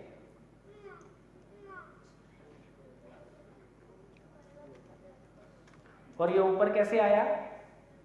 कभी उम्र के आधार पे ऊपर है, कभी धन के आधार पे ऊपर है, कभी पद के आधार पे ऊपर है। ये समझ के आधार पे ऊपर होता तो स्वीकार हो जाता। ये ठीक है? ऊपर से नीचे है। दूसरा, इसमें हर इकाई स्वनियंत्रित है कि पर नियंत्रित है? पर नियंत्रित है। इसमें हर इकाई एक दूसरे के पूरक है कि जाने अनजाने विरोधी है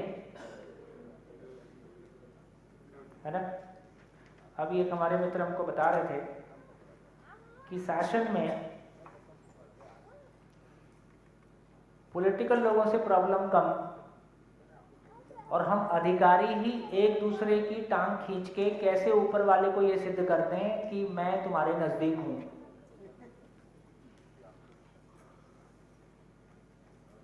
और उसको लेके आपस में इतना अविश्वास, इतना जेलस, दूसरे की पोस्टिंग कहाँ हो गई, मेरी पोस्टिंग कहाँ हो गई, पोस्टिंग के लिए झमेले और उसके बाद उसके, है ना। तो सारा का सारा सिस्टम हम आपस में मिलके कुछ इतना बड़ा इलेक्शन का मैकेनिज्म, उसमें इतना बड़ा खर्चा, इतने सारे प्रतिभाशाली लोग, 125 करोड़ की जनता ये आस लगाई है कि हमको कोई व्यवस्था मिलेगी। उनका ध्यान व्यवस्था देने की तरफ है या आपस में जूझ रहे से, ठीक है।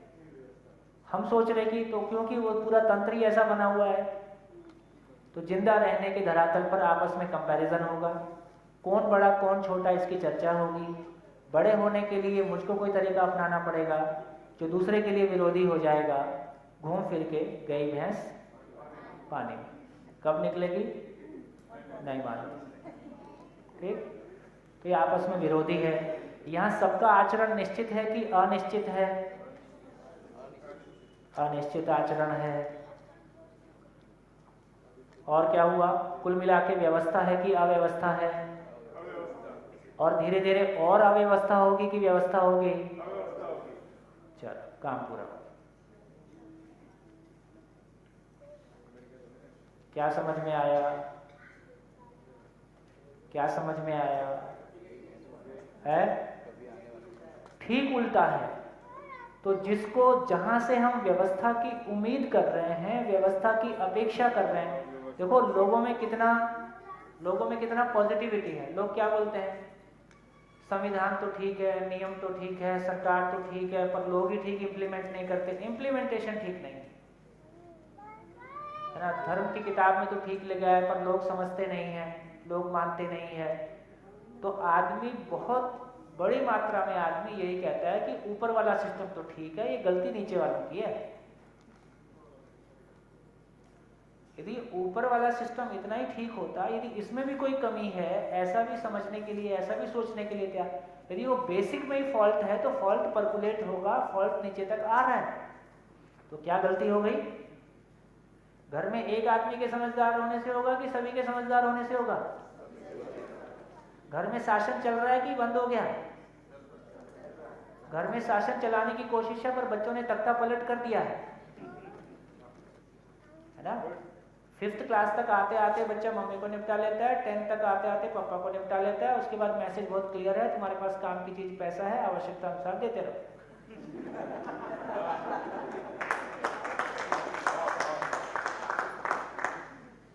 कितना चेंज आया मालूम है? अद्भुत चेंज आया। कई सारे चेंज तो बहुत अद्भुत है। मेरा 12th के बाद बिट्स प्लानिंग में एडमिशन हुआ। वो तब तक एडमिशन हुआ तो माँ बाप को लगा कि एडमिशन होगा कि नहीं होगा, तो मैंने एक प्राइवेट कॉलेज में एडमिशन करा दिया। वहाँ 18,000 रुपये डोनेशन लगा। ये 84-85 की बात है। उस समय 18,000 की वैल्यू थी। तो सिस्टम कैसा था? 100% इज इक्वल टू डोनेशन। तो 83% कुछ थे। जब तक हम वापस लौट के आए एडमिशन करा के, तो बिट्स पिलाने का कार्ड आ गया। तो वहाँ 4,000 रुपये जमा करने थे फीस के। तो मैं अपने माँ बाप को ये कहने की हिम्मत नहीं जुटा पाया कि तुम 18,000 तो अभी वहाँ दे के आए हो, अब 4,000 यहाँ भी दे दो। ये कहने की हिम्मत मैं नहीं जुटा पाया, जबकि घर में कोई ऐसी गरीबी नहीं थी कि 4,000 नहीं थे। लेकिन मैंने अपने माँ बाप का इतना पैसा खर्चा करवा दिया और मैं 4,000 रुपये खर्च कर पाऊँ। थोड़ा उस समय प्राइवेट है, उसका अंतर भी इतना पता नहीं था, वो भी एक कहीं बात रही होगी। तो हम माँ बाप से पैसा मांगते थे तो बड़ा संकोच से मांगते थे।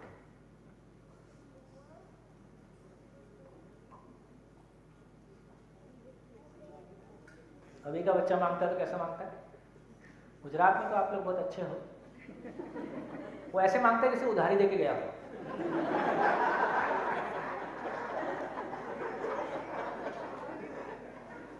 और जरूरतें पूरा नहीं कर सकते थे तो क्यों पैदा किया था? ऐसा भी वो डांट सकता है। और सुनने के बाद अपने को लगे यार अपने से भी गलती हुई।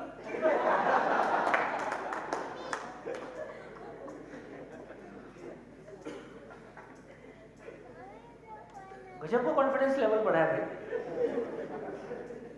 अच्छा, ये अचानक हवा कैसे बदल जाती है ये भी समझ में नहीं आता।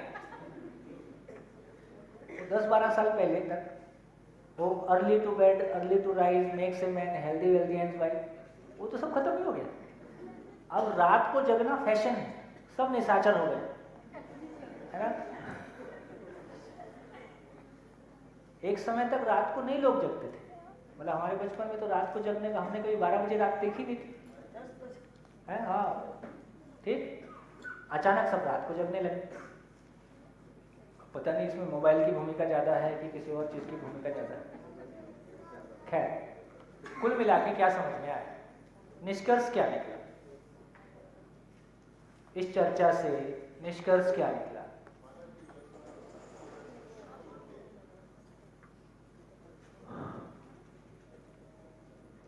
हाँ जी, माइक ले लीजिए। इस पूरी चर्चा से हमने व्यवस्था को समझने की कोशिश की, नेचर में व्यवस्था को देखा, मानव जिस तरह से व्यवस्थित होने का प्रयास कर रहा है उस प्रयास को देखा।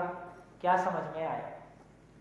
प्रकृति की ओर जाना, प्रकृति की सिस्टम से फॉलो होना। एक बात और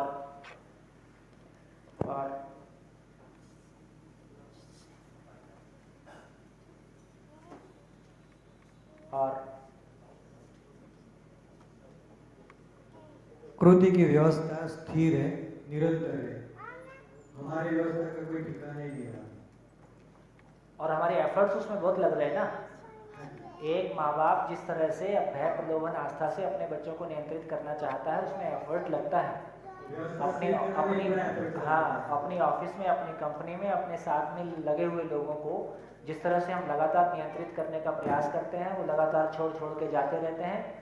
और कई सारे इंस्टीट्यूशन तो ट्रेनिंग सेंटर होके रह गए हैं। लोगों को रिटेन कर पाना अभी HR डिपार्टमेंट का सबसे बड़ा काम है, लोगों को रिटेन करना। उसके लिए क्या क्या सुविधाएं दी जा रही हैं, हो सकता है आपको मेरे से बेहतर पता होगा। दिल्ली में फ्राइडे को वाइन पार्टी होती है कंपनी में, है ना, जिसमें कि कंपनी के जो सीनियर मैनेजर्स हैं और जो भी यंग बच्चे हैं सब मिलके साथ में शराब पीते हैं, क्योंकि ये फैसिलिटी आपको दूसरी कंपनी में नहीं मिलेगी, इसलिए आप इस कंपनी में रहते हैं। और क्या क्या फैसिलिटी दी जा सकती है आप कल्पना में ला सकते हैं। सर मुझे एक समझ में आया, मैं इंस्टीट्यूट चलाता हूँ और ग्रेजुएट बच्चों को पढ़ाता हूँ, 15 साल से पढ़ाया। उसके बाद रियलाइज़ हुआ और मैंने पढ़ाना बंद कर दिया। अब फैकल्टीज पढ़ाते हैं। कहीं ना कहीं जो शिक्षा थी उससे मुझे प्रॉब्लम था कि मैं ये पढ़ा रहा हूँ ठीक है, बच्चे जॉब पे लग रहे हैं ठीक रहे, लेकिन मैं ठीक नहीं कर रहा हूँ। तो अब ये व्यवस्था कुछ समझ में आ रही है और अब मुझे लगता है कि मुझे फिर से व्यवस्था समझ के उनको फिर से पढ़ाना है, लेकिन अलग तरीके से। रायपुर में एक पार्क IAS एकेडमी, और वहाँ ये भी जो भी एग्ज़ाम्स हैं इसकी सब प्रिपरेशन के लिए कोचिंग कराते हैं। उसके जो ओनर हैं उसने शिविर किया, अभी उसने शिविर करके 2-3 शिविर अपनी फैमिली के साथ किए।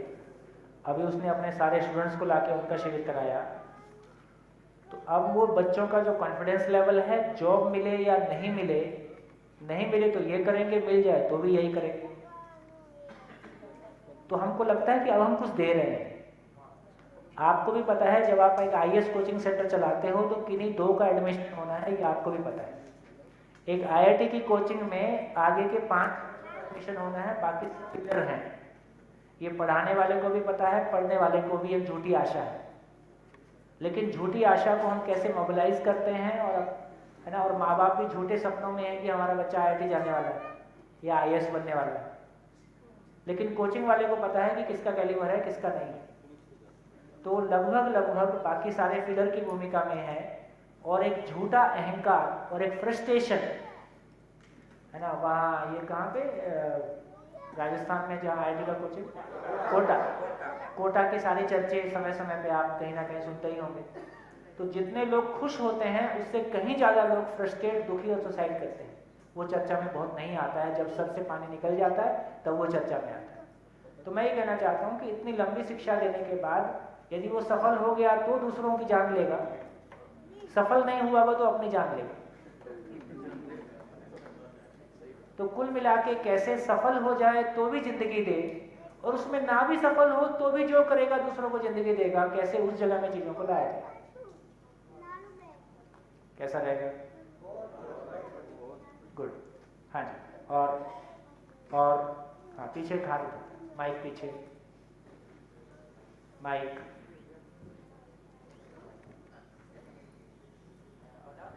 माइक पीछे।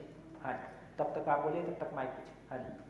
सर, जैसे आपने बोला प्रकृति में कोई चीज़ें जो बनाए हैं वैसा कुछ भी हमको अलग नहीं लगता है, लेकिन मेरे थॉट में बहुत बार छोटे से अभी तक आता है कि अगर प्रकृति ने मनुष्य को, हाँ, ये सारे आदमी देने के बाद पंख भी दे दिए होते, क्या पंख भी दे दिया? हाँ, तो कितना अच्छा होता, मतलब कहीं भी कोई जा सकता है। ये साधन जो हम लोग यूज कर रहे हैं, दे तो दिए, आप उड़ते तो हो।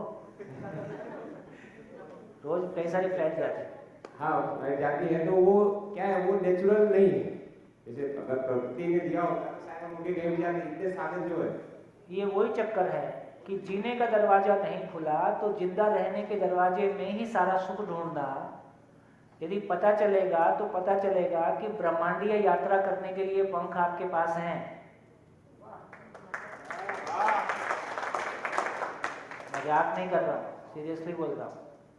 आप एक सोलर सिस्टम नहीं, अनेक पूरे ब्रह्मांड की सैर करने के लिए, पूरे ब्रह्मांड पे जाने के लिए सक्षमता आपके पास है, लेकिन शरीर के बियॉन्ड मैंने कुछ सोचा ही नहीं है, तो इसलिए शरीर के साथ ही ये सब उपद्रव बनाते हैं। हाँ जी। आज हमने जो चर्चा की कि मनुष्य का नियंत्रण वो खुद करता है, उसके जानने मानने से होता है। तो यही मैंने देखा कि अगर हम जान ले, एक मनुष्य अगर खुद को जान ले, उसके अस्तित्व को जान ले या प्रकृति को जान ले, तो वो बहुत अच्छी तरह से जी सकता है। बट एज ए पेरेंट आज मैंने ये सीखा कि अगर मैं खुद ये सीख लूँगी तो मैं शायद मेरे बच्चों को थोड़ा वो जानना उनको खुद को है, बट उनको हेल्प कर पाऊँगी। और मैंने जैसे पहले दिन भी बोला था कि मैंने बच्चों को पढ़ाते वक्त मैंने सोचा कि मैं बीएड कर लूँगी तो अच्छी तरह से पढ़ा पाऊँगी, एटलीस्ट मेरे बच्चों को ऐसे। तो बीएड करने के बाद भी मुझे वही लग रहा था कि ये तो कोई भी कर सकता है, ये एकेडमिक पढ़ाना तो कोई भी कर सकता है। आज मैंने चैप्टर पढ़ लिया, कल मैं उसको पढ़ा दूँगी, हो गया। तो वो उसके बाद भी मुझे वो सेटिस्फेक्शन नहीं मिल रहा था कि मैं क्या बच्चों को क्या सिखाऊं कि जिससे वो अच्छा जी पाए। हमेशा वो मेरी एक इच्छा रही थी। तो आज जानने के बाद में मुझे लगा कि शायद ये एक चीज़ है जो मैं सिखा सकती हूँ उनको। बहुत बढ़िया। आपके लिए इसी संदर्भ में दिल्ली में बीएड के कोर्स में पेपर ऐड किया है, critical thinking for transformative learning. Critical thinking for transformative learning. English में बोलने से ना थोड़ा सा ऐसा लगता है कोई पढ़े लिखे टाइप बात है।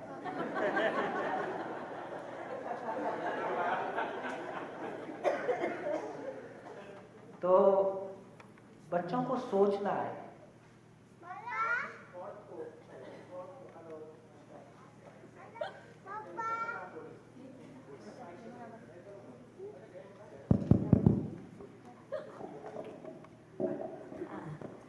अभी तक जब तक शिक्षा में थे और ये जो नई जनरेशन में जो विज्ञान और तर्क से अभी तक जो बच्चों को पढ़ाते थे, वो तो देखा कि 20 और 30 साल में हम विज्ञान और तर्क से पढ़ाने से कहीं ज़्यादा आगे नहीं गए हैं।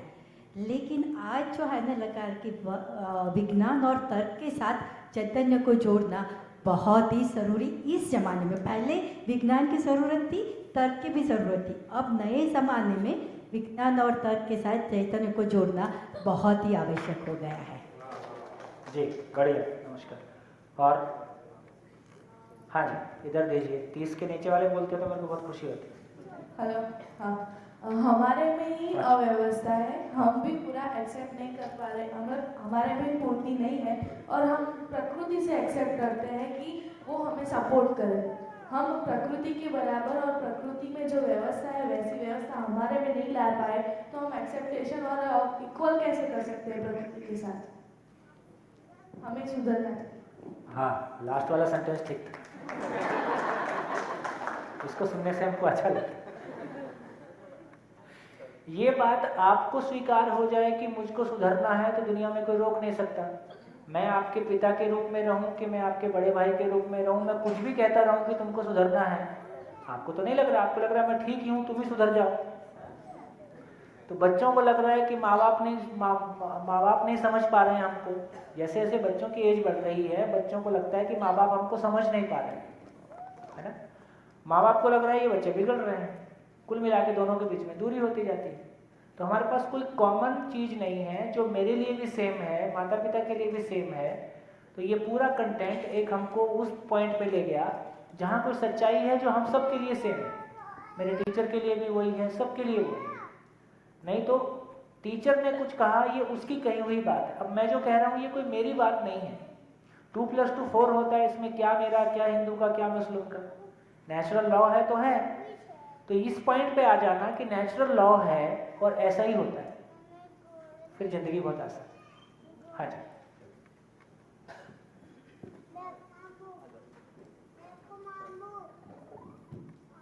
हेलो, ये आपने जो गेजेट वाली बात बताई, जैसे कि गेजेट को देख के, मैनुअल को देख के जैसे हमें गेजेट का पता चलता है, वैसे ये पूरा अस्तित्व में मानव का मतलब वो मैनुअल आपने दे दिया है।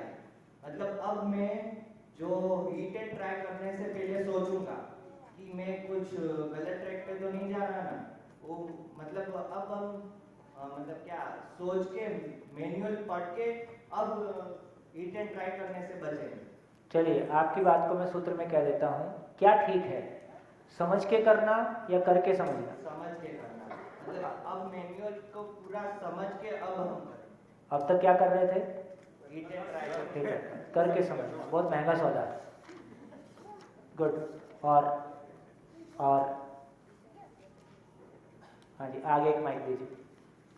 ये जो आपने डिपार्टमेंट और एचआर और ये जो अभी प्रोफेशनल लाइफ आई बात में चर्चा में कि एचआर का काम है लोगों को रिटेन करना, लेकिन जो कल आपने बात बताई थी कि कॉमन मिनिमम इंटरेस्ट पे या प्रोग्राम पे जो सेटल होने की बात है वो कोई ध्यान में नहीं रखता है, इसलिए दिन पे दिन आपने जैसे बताया तो ये सारी चीज़ें नोइंगली अननोइंगली पहले से एक्सपेक्ट नहीं किया था। बट डिपार्टमेंट में भी कल का भी मेरा अनुभव रहा, सुबह आके मैं अंकित सर से शेयर कर रहा था कि अभी कुछ चीज़ें सबकॉन्शियसली ये जो सारी चीज़ें हैं वो कहीं पे सच्चाई है, यथार्थ है, इसलिए वो इस तरह से मतलब उतर रही है कि डिपार्टमेंट में कोई अपने तरीके से बर्ताव करे ना करे, अपने विरोध में उन्होंने कुछ पहले बोला हो, किया हो, कुछ भी हुआ हो तो हम ये सोच लेते हैं कि उस समय उसको कुछ लगा होगा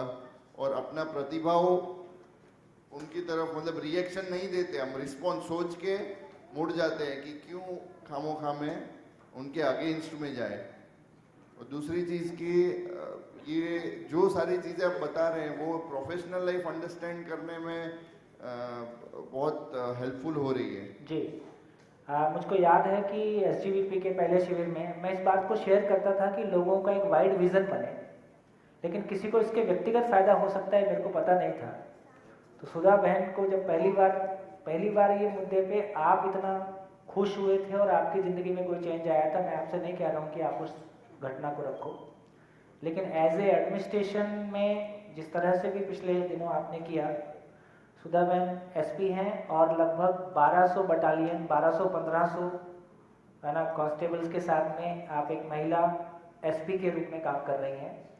और इस पूरे वर्कशॉप को करने के बाद किस तरह के चेंजेस आए हैं जो कि विजिबल चेंजेस हैं, है ना, वो तो उसके ग्लिम्स मिल सकती है कि शासन और व्यवस्था को समझने से क्या चेंज आता है। सुधा बहन, हाँ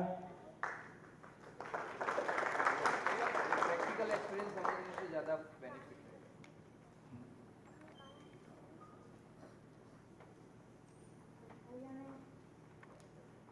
भैया ने कहा है तो शेयर कर रही हूँ।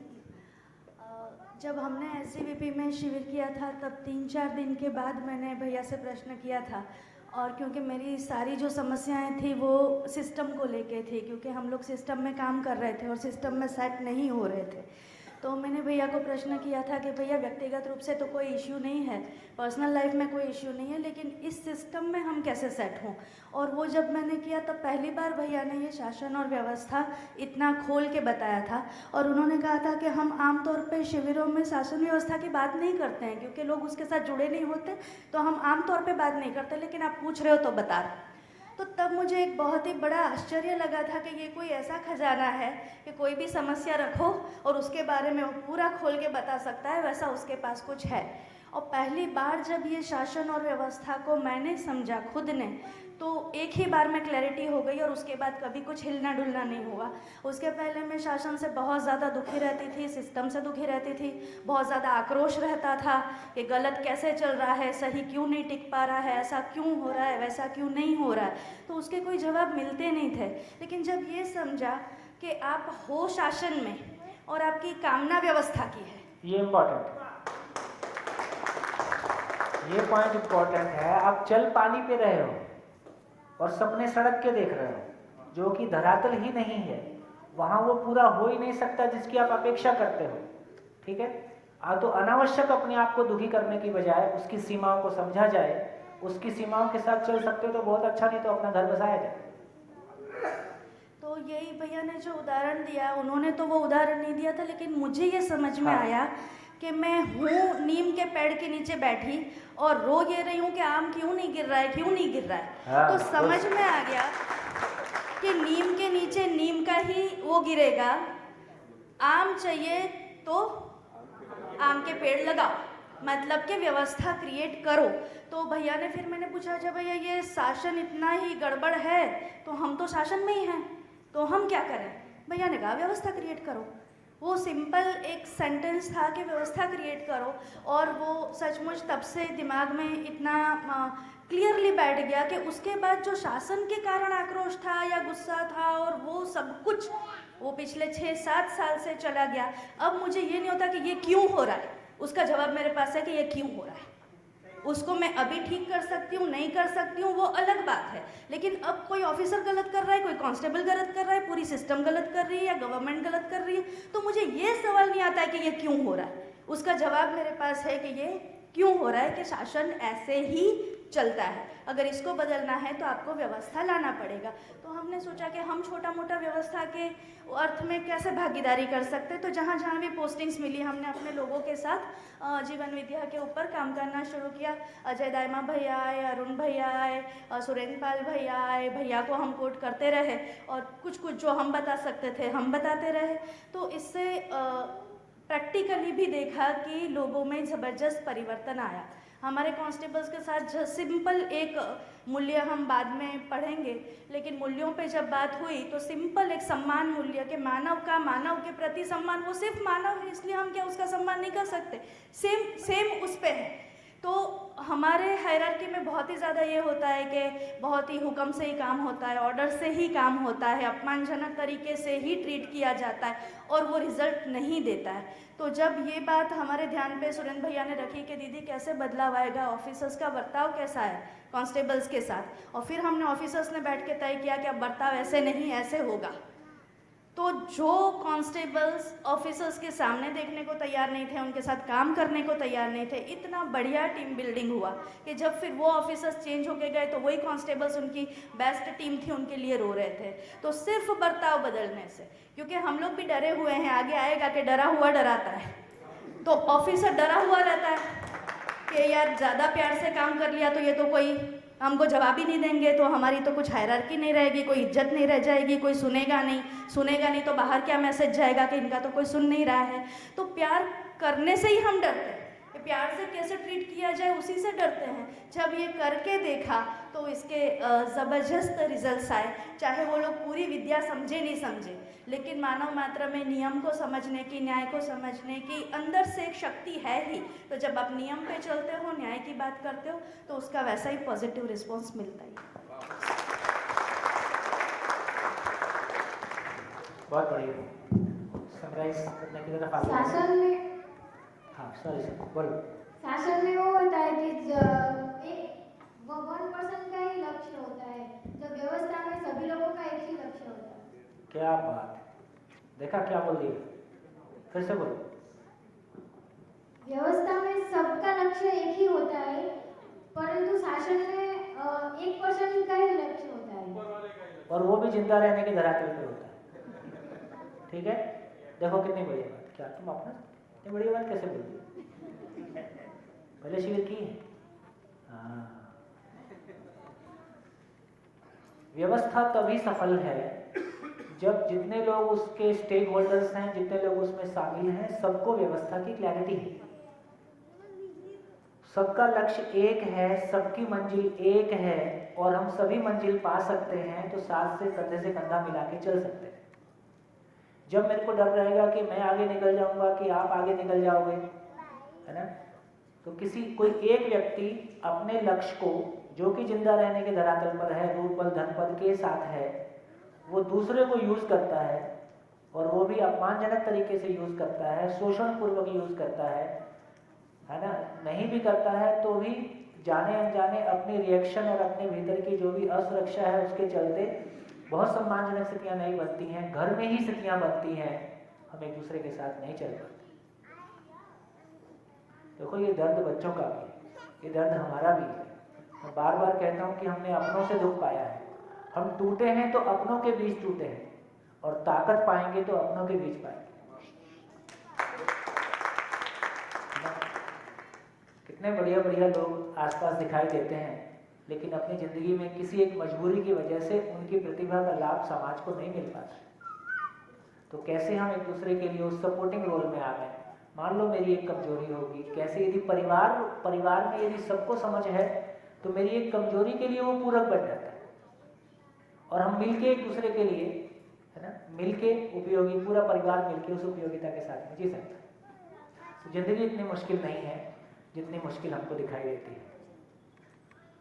तो चलिए, क्या निष्कर्ष निकला? क्या निष्कर्ष निकला? हमारे सबके प्रयास कहाँ जा रहे? हमारे सबके प्रयास कैसे हैं? मीनिंगफुल हैं कि अधूरे हैं? जोर से बोलो। अधूरे। दर्द इस बात का है कि इतनी सारी अच्छी नीयत के बावजूद यदि क्लैरिटी नहीं है तो अपने ही घर में हम एक दूसरे के विरोधी हैं। बाहर की तो बात छोड़ दीजिए, क्योंकि घर में भी हम कोई शासन का प्रयास ही कर रहे हैं। कभी भय प्रलोभन आस्था से स्वयं को नियंत्रित करते हैं, कभी दूसरे को नियंत्रित करने की कोशिश करते हैं, कभी कोई झंडा उठा देता है, कभी मैं सहमत नहीं होता, कभी वो सहमत नहीं होता। तो सवाल इस बात का है कि जिस तरह से अभी अब तक हम चलते आए हैं, कितने हजार साल से, यदि इंटरनेट का डाटा बोलें तो 60 लाख साल से मानव इस धरती पे है। उसमें से 2 लाख साल ऐसे हैं जिसमें अभी का मानव जैसा है, बोलते हैं ये 2 लाख साल से ऐसा है। ये 2 लाख साल से जो प्रयास हम करते आए उसका एंड आ गया है और नहीं चलेगा। 2 लाख साल से जो प्रयास हम व्यक्तिगत रूप से अपने परिवार में भय प्रलोभन आस्था के आधार पर हमने जितने सिस्टम्स बनाए, सारे भय प्रलोभन आस्था के आधार पर, अब ये सिस्टम और परिणाम नहीं देंगे। जो दे सकते थे मैक्सिमम इन्होंने दे दिए। मैं नहीं कह रहा हूं कि ये गलत है, मैं सिर्फ इतना ही कह रहा हूं कि इवोल्यूशन की जर्नी है। कभी बैलगाड़ी से चलते थे, आज कार उपलब्ध है। बैलगाड़ी जब थी तो बैलगाड़ी उपयोगी थी क्योंकि वही थी। तो दोस्तों, एक निष्कर्ष तो ये निकलता है कि व्यक्तिगत रूप से लेके मैं खुद पे भी शासन करता हूँ कि खुद में व्यवस्थित हूँ। मैं खुद पे भी शासन करता हूँ। कभी आस्था से अपने आप को मनाता हूँ, कभी भय से मनाता हूँ, कभी प्रलोभन से बनाता हूँ। तो मैं स्वयं पे शासन करने का प्रयास करता हूँ। ये कितना सफल हुआ है, कितनी सारी चीजें हैं, कितने सारे विचार हैं, कितने सारे भाव हैं जो मैं नहीं चाहता मेरे अंदर आए, लेकिन मेरे ना चाहने के बावजूद वो विचार, वही भूतकाल की पीड़ा, वर्तमान से विरोध, भविष्य की चिंता बार बार आता है कि नहीं आता है? तो स्वयं में शासन सफल है कि असफल है? असफल है। परिवार में सफल है कि असफल है? इसके बाहर जाने की आवश्यकता नहीं है, क्योंकि उसके बाहर भड़ास निकलना शुरू हो जाता है। एक दूसरे समझने का काम होता है तो स्वयं में, परिवार में ज्यादा होता है। तो इसका मतलब ये निकला कि शासन नहीं चलेगा। क्या करें? क्या चलेगा? व्यवस्था चलेगा। व्यवस्था कैसे चलेगा? जब शिक्षा पूर्वक, व्यवस्था का मतलब है जैसे कि पहले भी आदमी 30 साल आदमी को तैयार होने में लगता है और 30 साल वो डिलीवर करता है, किसी के पिता के रूप में, किसी की पत्नी के रूप में, किसी समाज में, किसी फैक्ट्री में, किसी है ना तंत्र में। तो ये 30 साल में क्या दिया जाए कि वो जानकर मानना की जगह में आ जाए। जानकर मानना की जगह में आएगा तो अब दूसरों की बात, अब वो पर प्रभाव में जिएगा कि स्व प्रभाव में जिएगा? स्व प्रभाव में जिएगा तो स्वयं में विश्वास के साथ जिएगा कि विश्वास की कमी के साथ जिएगा? स्वयं में विश्वास के साथ जिएगा। इसका नाम स्वनियंत्रित होना है। ये स्वनियंत्रित मानव स्वानुशासित होगा। ये स्वानुशासित मानव ही स्वतंत्रता के साथ में जिएगा। स्वतंत्रता की परिभाषा है, लिख लीजिए,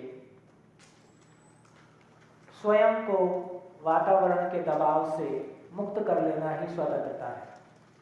स्वयं को वातावरण के दबाव से मुक्त कर लेना। क्या वातावरण का? वातावरण कहाँ है? वातावरण अंदर है कि बाहर है? वातावरण अंदर है कि बाहर है? वातावरण कहाँ है? वातावरण मतलब, वातावरण मतलब सराउंडिंग्स मतलब, अरे वातावरण मेरे स्टेट ऑफ माइंड में है। मैं जिन चीजों से प्रभावित हो, तो बाहर तो सब तरह की चीजें हैं। मैं किससे प्रभावित होऊंगा? जैसी मेरी कंडीशनिंग है। तो वातावरण बाहर जैसा लगता है, बेसिक वातावरण तो आपके अंदर ही है कि जो मैं मानता हूं उसी तरह से मैं प्रभावित होता हूं। तो मैं बाहर की सारी चीजों को नहीं बदल सकता, लेकिन मैं किसको बदल सकता हूं? स्वयं को बदल सकता हूं। अपनी मान्यताओं को मैं अपने मानने को जानने में बदल सकता हूं। तो मेरा जानना हो जाए तो स्व अनुशासित हो जाऊं, तो स्वतंत्र हो जाऊं। स्वतंत्रता का मतलब है मैं पर प्रभावित हूं कि स्व प्रभावित हूं? स्व प्रभावित हूं। तो स्वयं को वातावरण के दबाव से मुक्त कर लेना स्वतंत्रता है। अभी हम पे वातावरण का दबाव है कि नहीं है? कोई हमारे कपड़े बदल देता है, कोई हमारा, है ना, कोई कुछ भी बदल देता है भाई, है ना। एक फिल्म देख के आए, कपड़े बदल गए, एक फिल्म देख के आए, कुछ और बदल गया, है। तो कोई सही चीज है तो बदलने में कोई दिक्कत नहीं। तो इसका मतलब है स्वतंत्रता की अभिव्यक्ति स्वराज्य है। स्वतंत्रता की अभिव्यक्ति स्वराज्य है ना। ये हम पहुंचना चाहते हैं। तो इस पार्ट पे, इस तरफ, इस रूट में आना चाहते हैं। ये काम शिक्षा से ही होगा। ये पॉलिटिकली नहीं हो सकता, आंदोलन से नहीं हो सकता, संघर्ष से नहीं हो सकता, पैसे से नहीं हो सकता, पद से नहीं हो सकता। ये काम जब भी होगा क्लासरूम में होगा, ये काम जब भी होगा घर में होगा। बढ़िया। तो क्या किया जाए? क्या किया जाए? भय, प्रलोभन, आस्था, तो क्या किया जाए? खाना खाया जाए।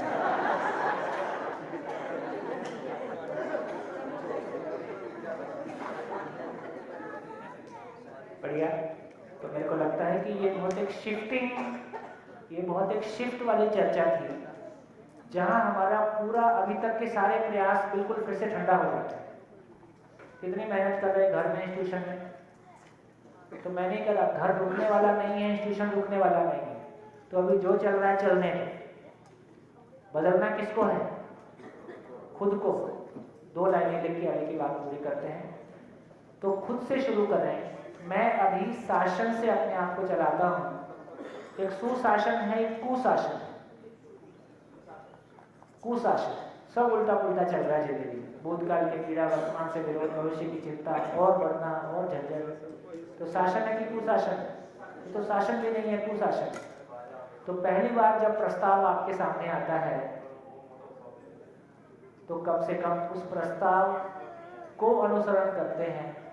तो उस कुशासन से सुशासन है अभी पर नियंत्रण ही, लेकिन कम से कम लॉजिकली चीजों को एनालाइज करना, उसके आधार पर चीजों को सेट करना। तो कुशासन से सुशासन और सुशासन से व्यवस्था। ये एक व्यक्ति की यात्रा है। क्या यात्रा है? जिंदगी उल्टी पुल्टी चल रही है, शिविर में आए, कुछ मुद्दे हमको छू गए, तो हमने जिंदगी को सारे प्रस्ताव के आधार पर, है ना, थोड़ा सा संतुलित करने की कोशिश की। तो अभी भी ये शिविर के प्रभाव में है, अध्ययन के प्रभाव में है, साथ के मित्रों के प्रभाव में धीरे धीरे हम आगे बढ़ रहे हैं। कोई पॉइंट पे मैं पूरी बात समझ जाता हूँ, मैं स्वनियंत्रित हो जाता हूँ, मैं स्वानुशासित हो जाता हूँ, मैं स्वतंत्र हो जाता हूँ। हम सभी स्वतंत्र हो सकें, अपनी ही मानसिक गुलामी, अपनी ही कंडीशनिंग से मुक्त हो सकें, अपने भीतर के दबावों से मुक्त हो सकें और वाकई में खुले आसमान में, है ना, उस हल्केपन के साथ में सांस ले सकें, कोई दबाव अंदर नहीं हो, है ना। उसका एक फाइनल बढ़िया लाइन मेरे को याद आ रही है, ना किसी से आगे निकलना है, ना किसी के पीछे जाना है, ना किसी से आगे निकलना है, ना किसी के पीछे जाना है, अपनी पूर्णता के लिए सहयोग लेना है, सहयोग देना है। झंझट खत्म। ये जो दबाव है आगे निकलने का, पीछे रह जाने का, ये हमको सामान्य नहीं रहने देना है। उस क्रम में कोई ना कोई प्रतिक्रिया हो जाती है। तो ना किसी से आगे जाना है, ना किसी के पीछे रहना है, ना किसी के पीछे जाना है, ना किसी से आगे जाना है। Completeness, fulfilment. मेरी कंपनी कैसी हो? फुलफिलमेंट के साथ। मैं कैसा हूँ? फुलफिलमेंट के साथ। मेरी फैमिली कैसी हो? इसमें मैं किसी से कंपेयर नहीं कर रहा हूँ। तो जब पूर्णता सामने रहती है तो कंपैरिजन खत्म हो जाता है। जब पूर्णता सामने नहीं रहती है तो कंपैरिजन होता है। पूर्णता कम अधिक से मुक्त होता है, पूर्णता की निरंतरता होती है, इसी का नाम जिंदगी। थैंक यू, नमस्कार, फिर मिलेंगे। सुरेश जी ऐसा चाहे 3 बजे।